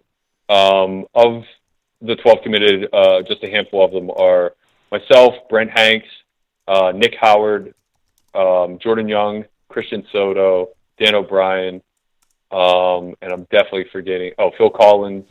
I'm certainly forgetting others, which I apologize, but I don't have the list in front of me. It sounds like a really, really fun event. I wish I was in Vegas for it. Honestly, that sounds like a blast. Yeah, I would love to have you come. I knew that it would probably be pretty tough to just skip out on the wife and kids for 4 days. Yeah, in all fairness, if the wife wasn't 7.5 months pregnant, it'd be a much easier sell. Yeah, I get it. And if I didn't already travel, for a poker, right. But you told me about it. I mean, we talked about it yesterday. I was like, oh man, how can I make that happen? That sounds like so much fun. But next time I'm in, if you guys do this again, let me know. I definitely want to be part of it. That sounds like a lot of fun. Yeah, for sure. So you guys can watch it. What's your Twitch stream so people can to know where to go and they can heart you? It's Solve for Why. One more time. Solve for Why. Okay. Very easy. Solve for Why, guys. Twitch.tv/Solve for Why, yeah. Easy enough, guys. Solve for Why over at Twitch. And you guys can look for that. Again, follow Berkey. He'll let you know exactly when it is and what's going on with all that stuff. That'll be good. One other thing I wanted to touch on was I read, I don't want to be taking you by surprise, but it's your pinned tweet. And I read the article that you wrote for Huffington Post about your mom. And I got to tell you, I was blown away in every regard. By the way, guys, if you have not read it, put the podcast down, go to Twitter, and give this a read, and you can listen to the rest of the podcast later. It's not that important, but the read was great. I didn't gather. Was your dad not in the picture at all? They got divorced when I was about 5 years old. It was just like a very tumultuous marriage. My dad was, very militant. He was an Army sergeant and just like wasn't all that respectful to my mom. And then she had mental problems herself, which just like spiraled out of control once I got divorced. So, do you have any relationship with your father? Is he alive or? Yeah. Him and I are on good terms now. He's a really, really intelligent guy. And I think that made it a lot easier for me to kind of forgive the past and get on reasonable terms with him now. Where my mom just like continued to deteriorate just throughout life. And it was kind of a lot more, I didn't like hate her for it, but I never understood it until I became an adult as to how she could put herself in a scenario where she could no longer help herself.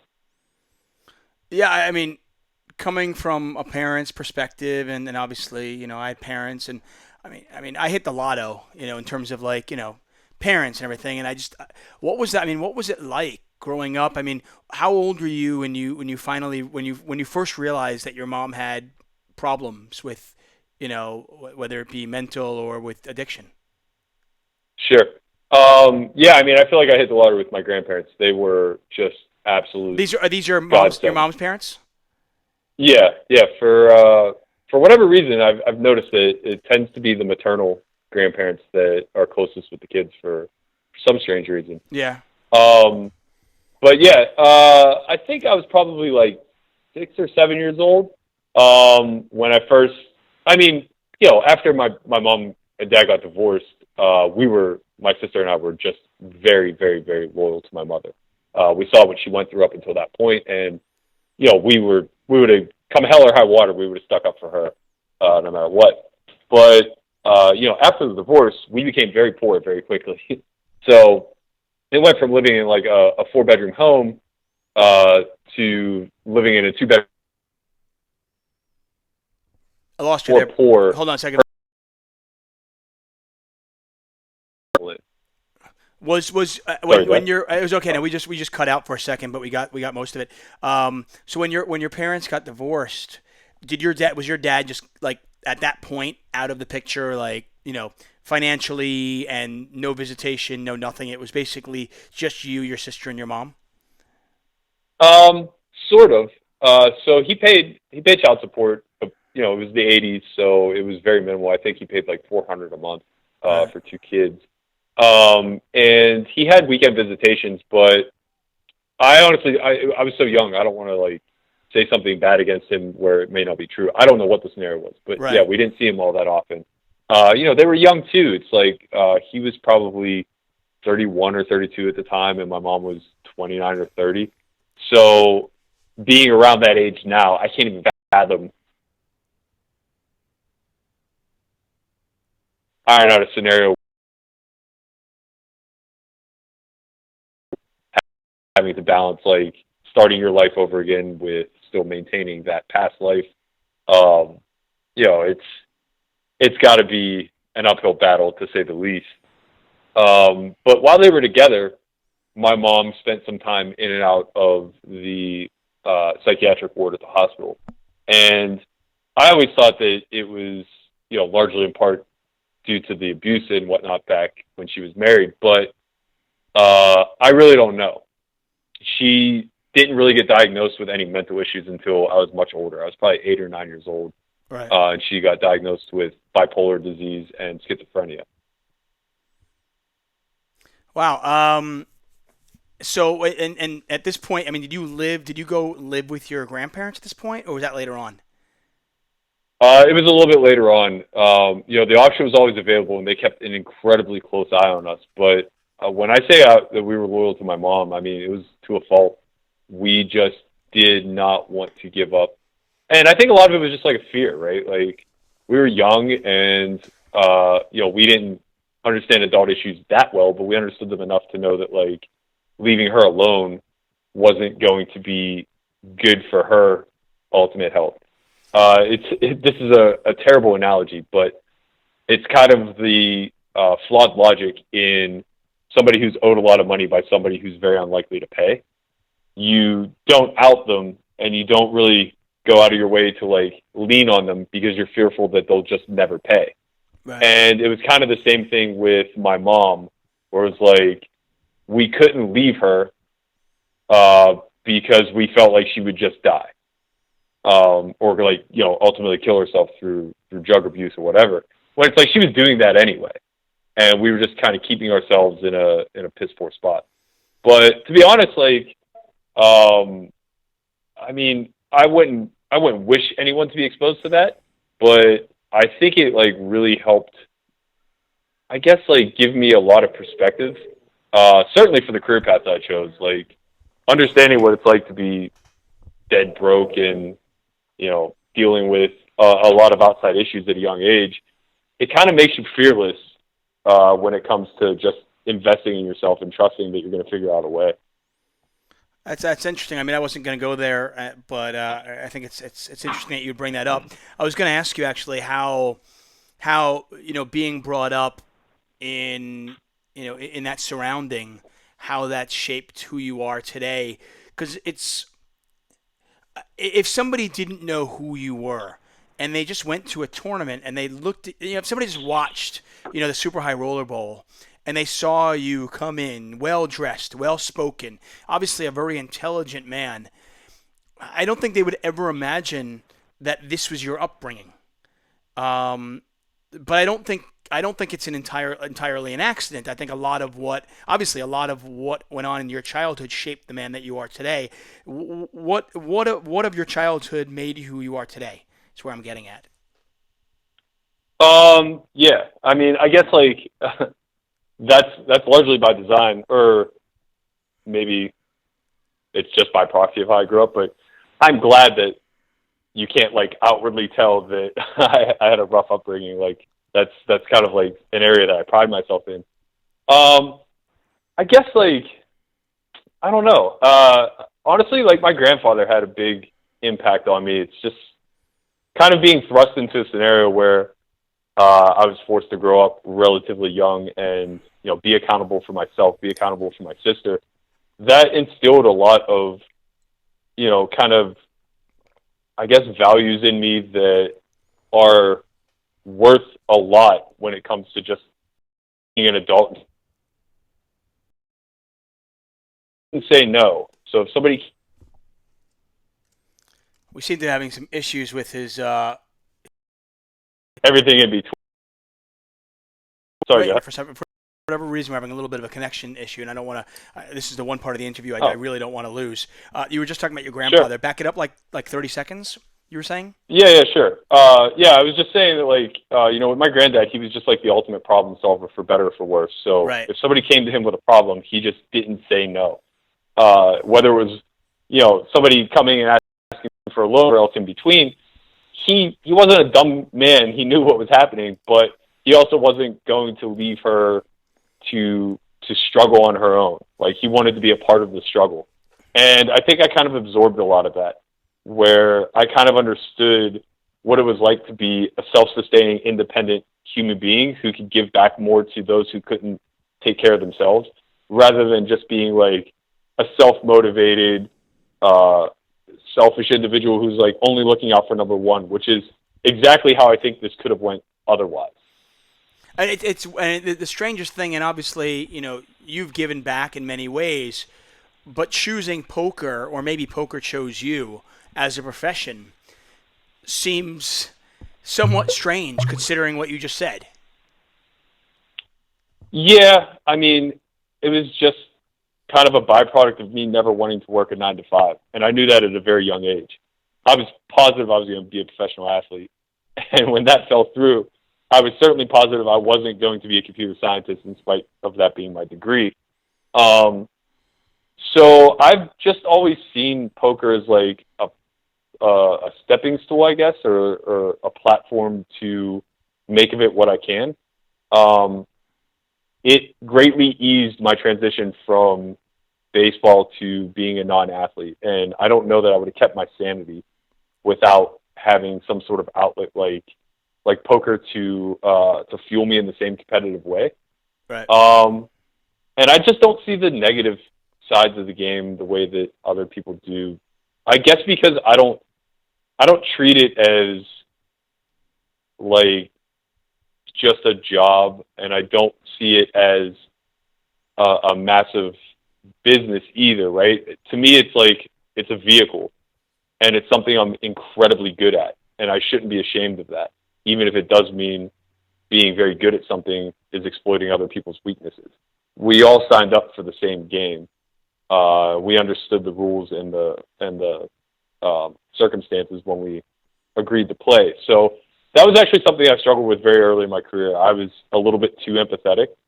And when I would see these guys losing their final buy-ins and stuff like that, like, I almost wanted to give the money back.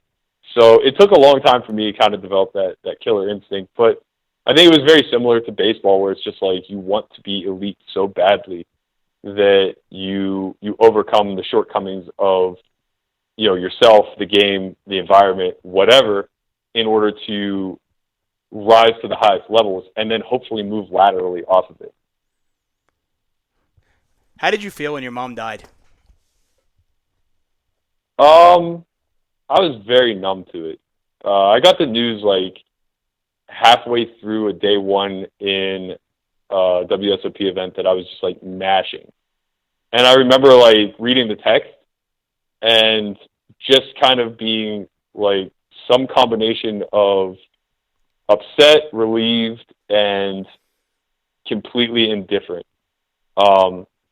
Not in the sense that I didn't care that she died, but just in the sense of it's been out of my hands for such a long time that there was like no real surprise that it happened, and no real ill feelings towards her for it happening. Like I know a lot of people just look at addiction and drug addicts and people who have fallen on hard times as kind of issues and just the worst.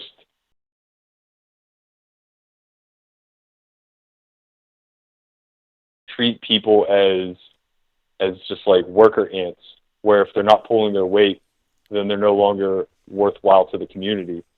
It's very inhumane, and I think it only further fuels the problem, right? Because most of these people are just trying to escape reality to begin with, and the backlash they're getting is that harsh reality that they should want to escape. Yeah, I mean,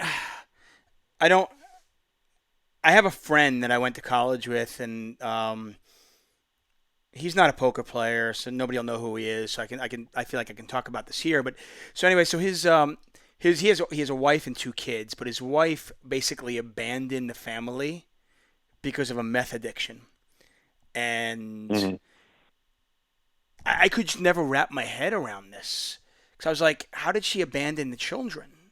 How could she do that? You know, Right. Like, and being a dad now, I mean, this was before I was even a dad. Now that I'm a dad, I'm just like, how could you do that? And then it got me thinking more, because I really wanted to try to understand this a little. And you know, I'm a drug virgin. I mean, I don't partake, and I don't really get it.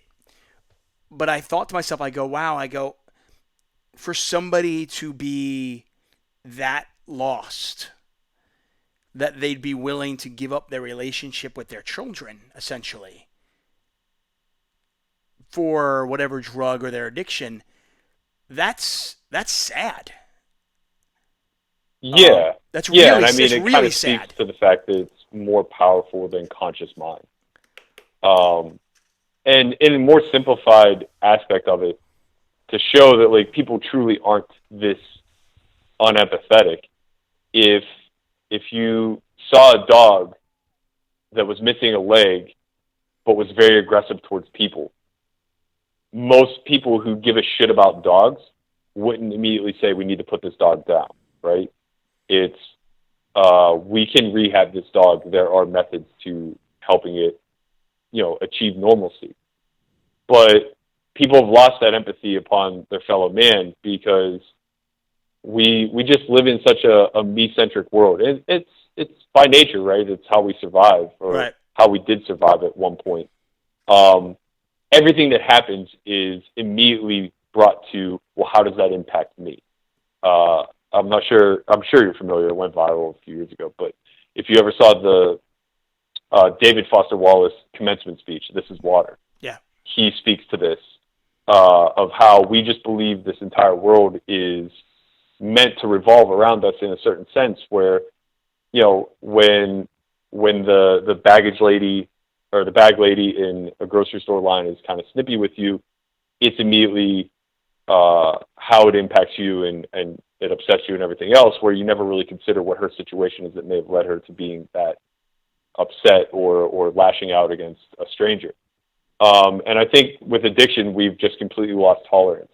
And a lot of that is just, the political agendas that have been kind of fed to us over the last few decades with the war on drugs and, how the welfare system is crumbling our society financially. And the reason why there's such a disparity between the 99% and the 1% is because of all these leeches and they're sucking us dry through government. It's like, some of that's true. These systems are broken and a lot needs to be changed, but it's kind of smoke and mirrors, right? Like, I think we're all coming to realize the war on drugs is a bunch of bullshit. And, this is coming from somebody who's never done a drug in his life, but we kind of just like fell into this fear-mongering state where it's like none of us had an immediate answer, so it was let's defer to the powers that be to protect us, and we all stopped thinking for ourselves.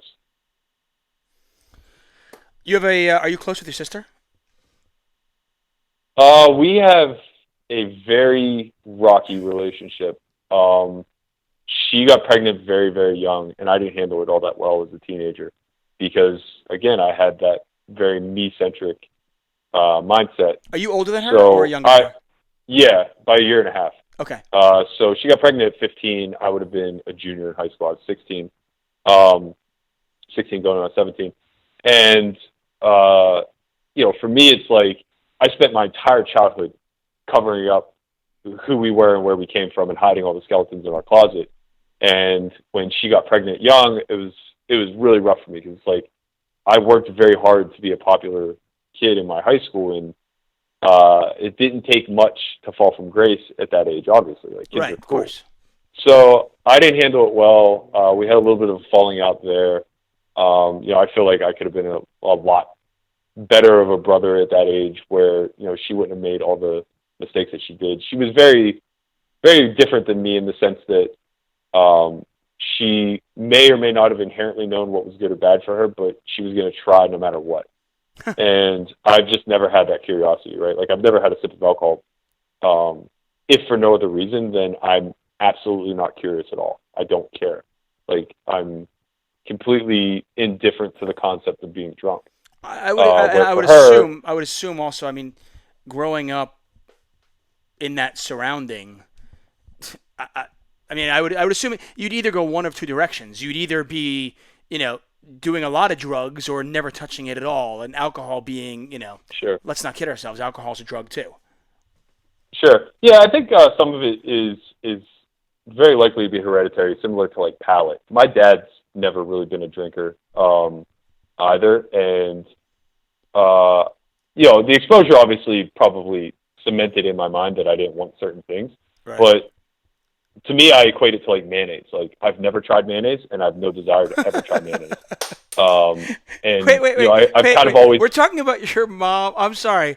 We're talking about like your mom's struggles with addiction and your sister getting pregnant and the childhood that you had, and you just brought up that you don't try mayonnaise. What? Yeah, no. I have no time for mayonnaise whatsoever. What's wrong with mayonnaise? What the fuck did mayonnaise do to you? Everything, Heinz 57 goes on everything. What about like the tuna? If you don't even put mayonnaise with tuna? Heinz 57 goes on everything. Wow. Okay. That's. I was definitely a ketchup guy growing up. I mean, honestly, like I really was a ketchup guy. I'm not kidding when I say like we would have bread and condiments for meals. Like, a ketchup sandwich was one of my favorite treats. Right. Okay. Hey, I mean, I'm not knocking. I like ketchup too. I'm just the no mayo thing. I was wondering. Did you ever have it as a kid, and was it like bad or something once? Never once tried it. Not even didn't try it. Just never had the appeal. I mean, I don't know how to explain, but like, you have certain, like, you smell certain things, right? And you just know that they won't agree with you. Right. And that's just like one of those things. Maybe it's because there's vinegar in it. I don't really eat anything with vinegar. Okay, fair enough. I might have to come up with some sort of like weird prop bet to get you to have, a turkey. Do you have turkey? Will you eat turkey? Yeah, I love turkey. Okay, so I might have to come up with some weird prop bet to have you have like a turkey with mayo sandwich. Oh my God. I don't know what it'll be, but we'll figure out something. Just for fun. Man. I don't know. If it gets you here for the heads up match, I'll consider it. But really? That might be my price. Wow, mayo. That's it. That's all it takes. I got to just get on a plane. I mean, I live in LA. It's like a $100 flight. It's not bad for me. Man, Mayo is pretty high on my list of things I don't ever want to touch. That's what I mean. I thought it would be. I thought it might be harder to get you to have the Mayo. Yeah. So, are you and your sister close now, or still? Yeah, sorry. So I guess I kind No. of started to go into it. So obviously, like, she fell on hard times, and that's a difficult way to grow up when you have a child at 15. So she kept the dropped- child. She kept the child and had the baby. Yeah. I'm actually going to his graduation this year in June, and he is one special kid. I mean, it's wild the similarities that we have, which makes me think that my sister and I probably in another life would have had a ton in common. But he's just like the most logical, down to earth, like self-adjusted or well-adjusted, like like self-actualizing individual at that age, and it's just wildly impressive to me. But he kind of relates to me too, in the sense that my sister was poor. She still is. Like, I've taken care of her financially for the better part of a decade, and I'm happy to do it. And again, it's like one of those things that I defer back to my granddad. It's like he took care of everybody. He was the linchpin of keeping the family financially sound, and my grandma was the one to make sure that everybody was cared for in other ways, with like clothes on their back and attending all the school functions and athletics and whatnot. So my sister and I are close in that regard, I guess, but we're worlds apart in just the way we live our lives and kind of see reality. I think she carries a lot of bitterness, and she's just also she has a lot of less exposure than I do.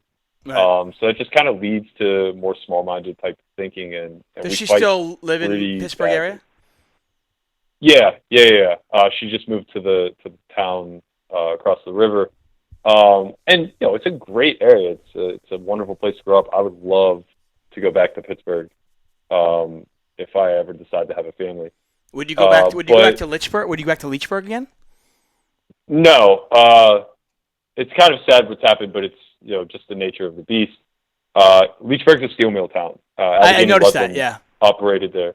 Yeah, it operated there for the better part of 60 years, and recently they closed their doors. So,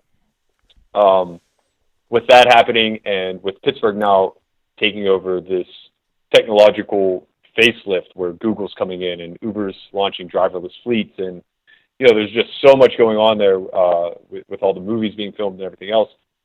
Most of Pittsburgh is undergoing a massive facelift. Downtown's undergoing a corporate facelift now, where a lot of the old storefronts are becoming corporate high-rises, and Yeah, Pittsburgh's awesome. all this other stuff. Pittsburgh's a great little city. I mean, I don't know Leechburg at all, but when I did a little bit of reading on it, I saw that it was a steel mill town. So, but you think you'd go to the city? Are you? Do you have any family plans? I try not to have any plans for anything.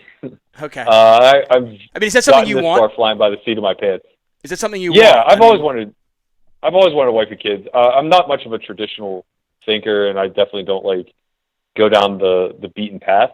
But I think, like, given the right circumstances, I would have like no problems whatsoever, like being in a committed relationship, having kids, Right. doing the whole nine. Hey, what is it like? I mean, coming from no money whatsoever, and then obviously being in a position where you've got money, and hey, you're fortunate enough that you can help out your sister and her child and all that. What is that like? I mean, is there something that, I mean, are you still a pretty simple guy? I mean, obviously you like to wear nice clothing, but or do you appreciate the luxuries now of life? Yeah, I definitely spoil myself. I'm Right. wasteful for sure. I very heavily believe in the power of paying for convenience. Anything to make my life easier, the cost could never be too great. So I guess in that regard, like, I feel wasteful. And then with that comes like a lot of guilt, where I feel like, I could be doing more big picture things, helping people. But I also like, I'm a big believer in effective altruism. I don't like the idea of just like, cutting a check to some organization and hoping that like it's going to have 1% impact on them. Right. Coming full circle to like what I ultimately hope to do with Solve for Why.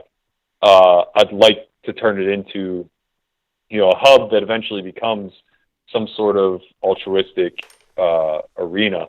And one of the first things I really want to do, I've had this idea for probably close to a year now, and I'm dying to implement it, but the timing is just not right yet, and I haven't really exhausted all the means to do so. But I think our education system is just like one of the most glaring problems that we have in this country, and a lot of it is just in part to the fact that we're still educating towards like industrial times, right? We're teaching people to be factory workers and to do all these labor jobs, but they no longer exist because of technology.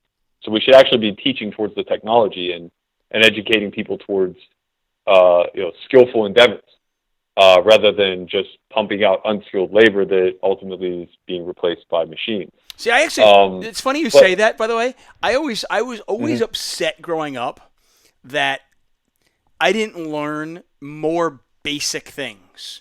Like, yeah, okay, I learned that, like, King John IV, whatever. I mean, I learned that in social studies, you know what I mean? But I was like, who gives a shit? You know what I mean? I understand that some of the uses, some of the things you learn growing up don't necessarily, you don't know that you might need that for way later. And I understand that. And, sometimes it will fuel curiosity and you'll go further with certain things. But there were some things like I was amazed that my dad is not a handyman at all. But I was amazed that like they didn't teach us how to change tire in school. Right, of course. How to budget your, how to like what a mortgage is. Right, exactly. Like something so really that was the example I was I'm sorry, use. go ahead. And that's ultimately what I want to do, right? I want to go back home and get like the Tri-County area and develop an after-school center where all of the sports organizations and like sports, gymnastics, basically anything that kids can participate in as after-school programs, have them all be partners in this after-school organization, and it'll be free to everybody for kids to attend in exchange for study hours. So, say you want to play baseball, you have to attend maybe 5 class hours a week, and those classes would be fundamental or functional learning, right? So it would be logic courses, it would be finance courses in how compound interest works at a practical level with mortgages, with whatever, nutrition courses, real nutrition courses, not the FDA push down your throat bullshit, but here's both sides of the coin, right? Here's a lot of it, because it's a very imperfect science too, right? It's much like poker. It's new, it's young, it's growing. We're constantly disproving and proving other things day by day. I'm just talking about stupid stuff. Like I went to college and I knew how to like make ramen. Like I knew how to make like 2 things because that's what my grandma and my mom taught me. And because they were panicked I would like starve. Obviously. Right, and that's the problem with traditional learning is we're always a step behind, right? If you go off of what your parents taught you how to eat now, well then, you're probably still eating like a lot of processed foods and fast foods and stuff like that. Right. And, you'll teach your kids the next step where it's like shift away from that stuff and get into this. But there's still going to be a step behind whatever the current science is, where, it's been proven that these macros are better for you and these micros are worse, or et cetera. And I think that, getting to kids at a young age, particularly like this current generation and even like ours, basically the millennial generation and back, they're so wildly impactful right now, right? It's one of those things where it's very easy as the older generation, the baby boomers, et cetera, to wag their finger at us and say, you millennials are lazy, and the reason why you're all unemployed is because you don't want to get out there, and I had to walk uphill both ways, et cetera, et cetera. Right. But the reality is, like, if you take a step back and try to put yourself in their shoes and kind of understand their problems, they're making worldly impact, right? We currently have a sharing economy because of the millennial generation. Things like Uber, things like HomeAway and Airbnb, all of these aspects, they've understood that there's just too much financial burden on the current generations to be sustainable. So they're going to find ways to go back to that tribal mentality of taking care of one another, where it's one large community. And we're using the power of the internet to do that. And it's just, it's incredible, like, the strides that we're taking. And I think cultivating that further, rather than trying to beat tradition down their throat and have us churn out much more of the same, where 10 years from now, everybody's throwing their hands up in the air saying, where are the laborer jobs? Why is GNC shutting down and moving to Mexico, et cetera? It's time that we adapt, change, and kind of implement from the ground up. I don't know what you're talking about. I'm just really excited that my son is going to have a job in the coal mines now. Okay? Right. I mean, And honestly, that excites me. it's a funny joke to us because we know better, but like at home, Pittsburgh went red for the first time in decades. Right. And it's because of that promise, right? And I have. Oh wait, did Pittsburgh actually go red, or did just the surrounding towns? Okay, yeah, you may be right. Allegheny, man, I swear Allegheny County went red, but I could be wrong. If they didn't, it was closer than it's ever been in the past. Okay, yeah, I'm just surprised because Pittsburgh's so it exploded on a cultural level. Yeah, it's so sure. artsy now and everything. I'd just be surprised. I'm not surprised that the surrounding towns went red, but I'd be surprised that the actual city went red. But who knows? Yeah, I could be misspeaking, but even if it didn't go red, it certainly was like closer than it ever had been. Right. And yeah, you're right. Speaking to your point, like that's, oh man, Boston just hit a walk-off. Damn it. Dude, it's April 5th.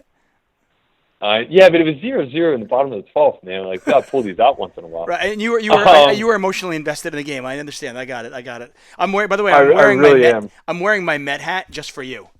I saw. Yeah, I saw it. I don't really know what to expect out of them. I really thought that they were going to run away with the East last year, and they kind of like started to fall back to norm. But then again, like I think the Nationals are just going to run away with it every single year, and they never show up. So it seems like I'd rather be in the East than the Central. That's for sure. Yeah, I like our spot better as well. Anyway, so no, I mean your point is well said. I mean it's people still grasping on to what was, and and the fallacy that these jobs are coming back, and people in the business have said the recession in 2008. If anything, if you want to see some good that came out of that, many of these businesses became incredibly more efficient. The jobs aren't coming back because they are getting the productivity without the jobs. Right. And that's what people like. They cling so much to tradition, right? So like the big debate that's been going on is if we could have driverless fleets shipping, and it's going to cut down the financial burden of consumers, is that a good thing considering the tens of thousands of trucking jobs that would be lost? And the short-sighted answer is absolutely not. We need those jobs. This is terrible for the economy. It's terrible for those truck drivers. They can't do anything else. But that's simply not true, right? Look at other skilled positions that there's nothing stopping these people from pursuing. Things like welders and plumbers and, basically all the areas of infrastructure. It's crumbling state to state, coast to coast. And we desperately need new highways and new infrastructure. And, we don't have enough labor in that department to fulfill. And the reason being is because currently we've still been educating towards unskilled labor, where like we should be making it cheap and easy for skilled laborers to hone in those skills, right? Yeah, I mean, the biggest problem right now, I mean, if you look at Silicon Valley and a lot of the tech companies in our country, they have plenty of jobs. The problem is they can't find people that are qualified in America. Right. And the thing is, it's like a reason why a lot of those people became truckers is because the barrier of entry isn't that great. But to become a welder, it is, right? You have to have an apprenticeship and you have to go to school for X amount of years and all these other things. So it's like if we can systematically make it easier for people to obtain these skills, which there's no reason not to, other than education currently is big business, I think you'll start to see the job growth and the uprising of the lower to middle class all over again. or at least some small resurgence, right? I don't think that we're going to naturally see wealth distribution take place, right? Unless like the elite of the elite are just going to start handing it out on street corners. It's going to be really difficult to separate. Sorry. No, it's okay. I have three. What kind of dog you have? I have 2 pit bull mixes. My roommate has a pit bull mix, and my other roommate has an American bulldog. You have 4 dogs in your house? Yeah, we have a very big Awesome. house. That's cool. I have a small house and I have 3 dogs, so there you go. Oh, perfect. Yeah, and my house is very small. By the way, we're a couple people are coming on here going, it's a liberal buddies bashing Republicans podcast. Guys, this is the problem. We're actually talking about education right now. I mean, and like I said, I actually tweeted out. I go, I have no idea where this conversation is going to go. I write down a few notes for things that I want to kind of like go in a direction, but I had no idea this is going to go this way. But as far as I'm concerned, like that, it's interesting. Like, that's part of the problem. I mean, my wife impresses the fuck out of me every day because when I met her, she had a company. The company went under. She got a job. Then that job, she wasn't happy. She went back to school so she can get another job. You know what I mean? She just kept reinventing herself. And you look at, like, I look at somebody like you, okay? And obviously you and I don't really know each other, but I see somebody like you and it's so inspiring, I mean, coming from where you came from and the childhood that you endured, and obviously a lot of that shaped who you are today, but to shape this life for yourself, if that should be inspiring for anybody. My dogs would disagree, I guess. Apparently, your dogs are like, that's bullshit, okay? Berkey's nothing. Yeah. No, I really appreciate that. Obviously, like, I am more in the public eye now than I ever have been. It's not something that, like, I really embraced in my early goings. And I think a lot of that was a byproduct of, just being used to kind of hiding who I was and where I came from. But I think transparency is just, like, so wildly interesting and, like, freeing, and something that, like, we should encourage at so much higher of a level than we currently do. People are just, like, so browbeaten for their beliefs and for who they are and where they came from. And, I think a lot of that is just a byproduct of the desire for homogeny. Everybody wants to blend in and fit in. And that's I guess another reason why I'm so inspired by this uprising of the millennial generation is they are so much more individualistic in spite of largely working together. You know what I mean? Like, most of the problem solves that they come up with involve sharing or scratching your back for you scratching mine, that type of exchange. But they're doing it in, like, these unique, creative, individualistic ways. And largely nobody's really afraid to just be who they are and kind of put it all out there. And I think that's truly inspiring. And that's, like, what I hope to accomplish by kind of, like, laying it all out there and showing people the path that, I was led down and the choices that I had to make along the way. On your website, it opens up with what makes a warrior, something that was written on February 22nd, so about a month and a half ago. It says, 1 year ago, our community lost a truly selfless and inspirational figure. Who is that? And Yeah, so I actually wrote that about a year ago. That was one of my high school gym teachers, who, later in life became a very close friend. She battled cancer for the better part of a decade and was in and out of remission 5 or 6 times. Which that in of itself is just, like, a really courageous thing to do, and, not to kind of succumb to your plight in life. But she took it a step further, and she, like, really steered into the curve and embraced the hand she was dealt. Between her and her husband, they created a foundation based upon her struggle. Around the same time she was diagnosed, she was the head volleyball coach.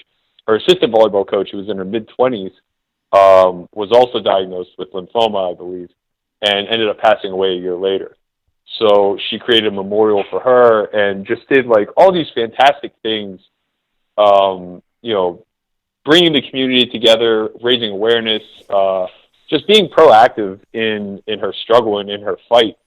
And I think in some ways it largely extended her time here, but it certainly improved, not only her quality of life, but the quality of everybody's lives around her that she touched. That's some good shit, man. Honestly, you are an interesting guy. I could talk to you for a long time. Not over a beer, obviously, but maybe over a turkey and mayo sandwich. We could figure it out. Yeah, that sounds great. Is there, by the way, if people that are listening to this are interested in jumping into your academy, is there still room, or is it already sold out? So the May one is sold out. The July one currently has 3 seats left, and we are going to run at least one more in the fall, possibly 2. Okay, you guys can check it out. By the way, once again, just the best thing you do is just go on Twitter, guys, and follow him at Berkey11. He says here, I left my heart in Pittsburgh. His website is there. All sorts of good stuff. And you can read his pinned tweet. Once again, you can read the article that he wrote for the Huffington Post about his mother and about his childhood. Hey, Berkey, man, honestly, good luck with everything. Good luck in the High Roller Bowl. Let's talk soon. Thank you. This is really a lot of fun. Yeah, for sure. Yeah, I enjoyed it. Anytime. Okay. Hey, good luck, man. Thank you. Have a good one. You too. So Matt Berkey, guys, normally I ask a lot of poker questions and we get into like, what are your strengths and what are your weaknesses? This is he was such an interesting guy that I really wanted to get to know him. And I think the more that I figured out, the more I talked to him, the more I realized what his strengths are. The things that he had to overcome, the struggles that he had to overcome to get where he's at. It's obvious he works hard and studies hard. The way he talked about, rather than table changing, figuring out, why are you trying to change tables? And, maybe I should go back and work on my game or whatever it might be. I think it becomes quite obvious why he has been as successful as he is. Anyway, that's going to do it for us. A long Under the Gun podcast. We are back at it next week. 3 weeks from now, I will have Sean McCormick as a guest. Sean, of course, the poker boss on Twitter and the tournament director at Aria, which, of course, is hosting the Super High Roller Bowl coming up. Anyway, I want to thank all of you guys who joined us. Doug Dietz, Corey Morgan, by the way. Welcome to Crush Live Poker. Elon Cohen, Persuadio. Goombas 3040. Tim Haar, Boston Rules. Hey, man, I do root for the Red Sox, if that's any consolation. I have a green monster sign in my backyard, man. My wife is a diehard Red Sox fan, so we have made that arrangement. Anyway, guys, listen, I want to thank you all once again for joining us. Check out Crush Live Poker, of course, our host. If you want to check it out, you can 1 month free using the code DTA404. Once again, that's DTA404. I leave you with the Cynics out of Pittsburgh.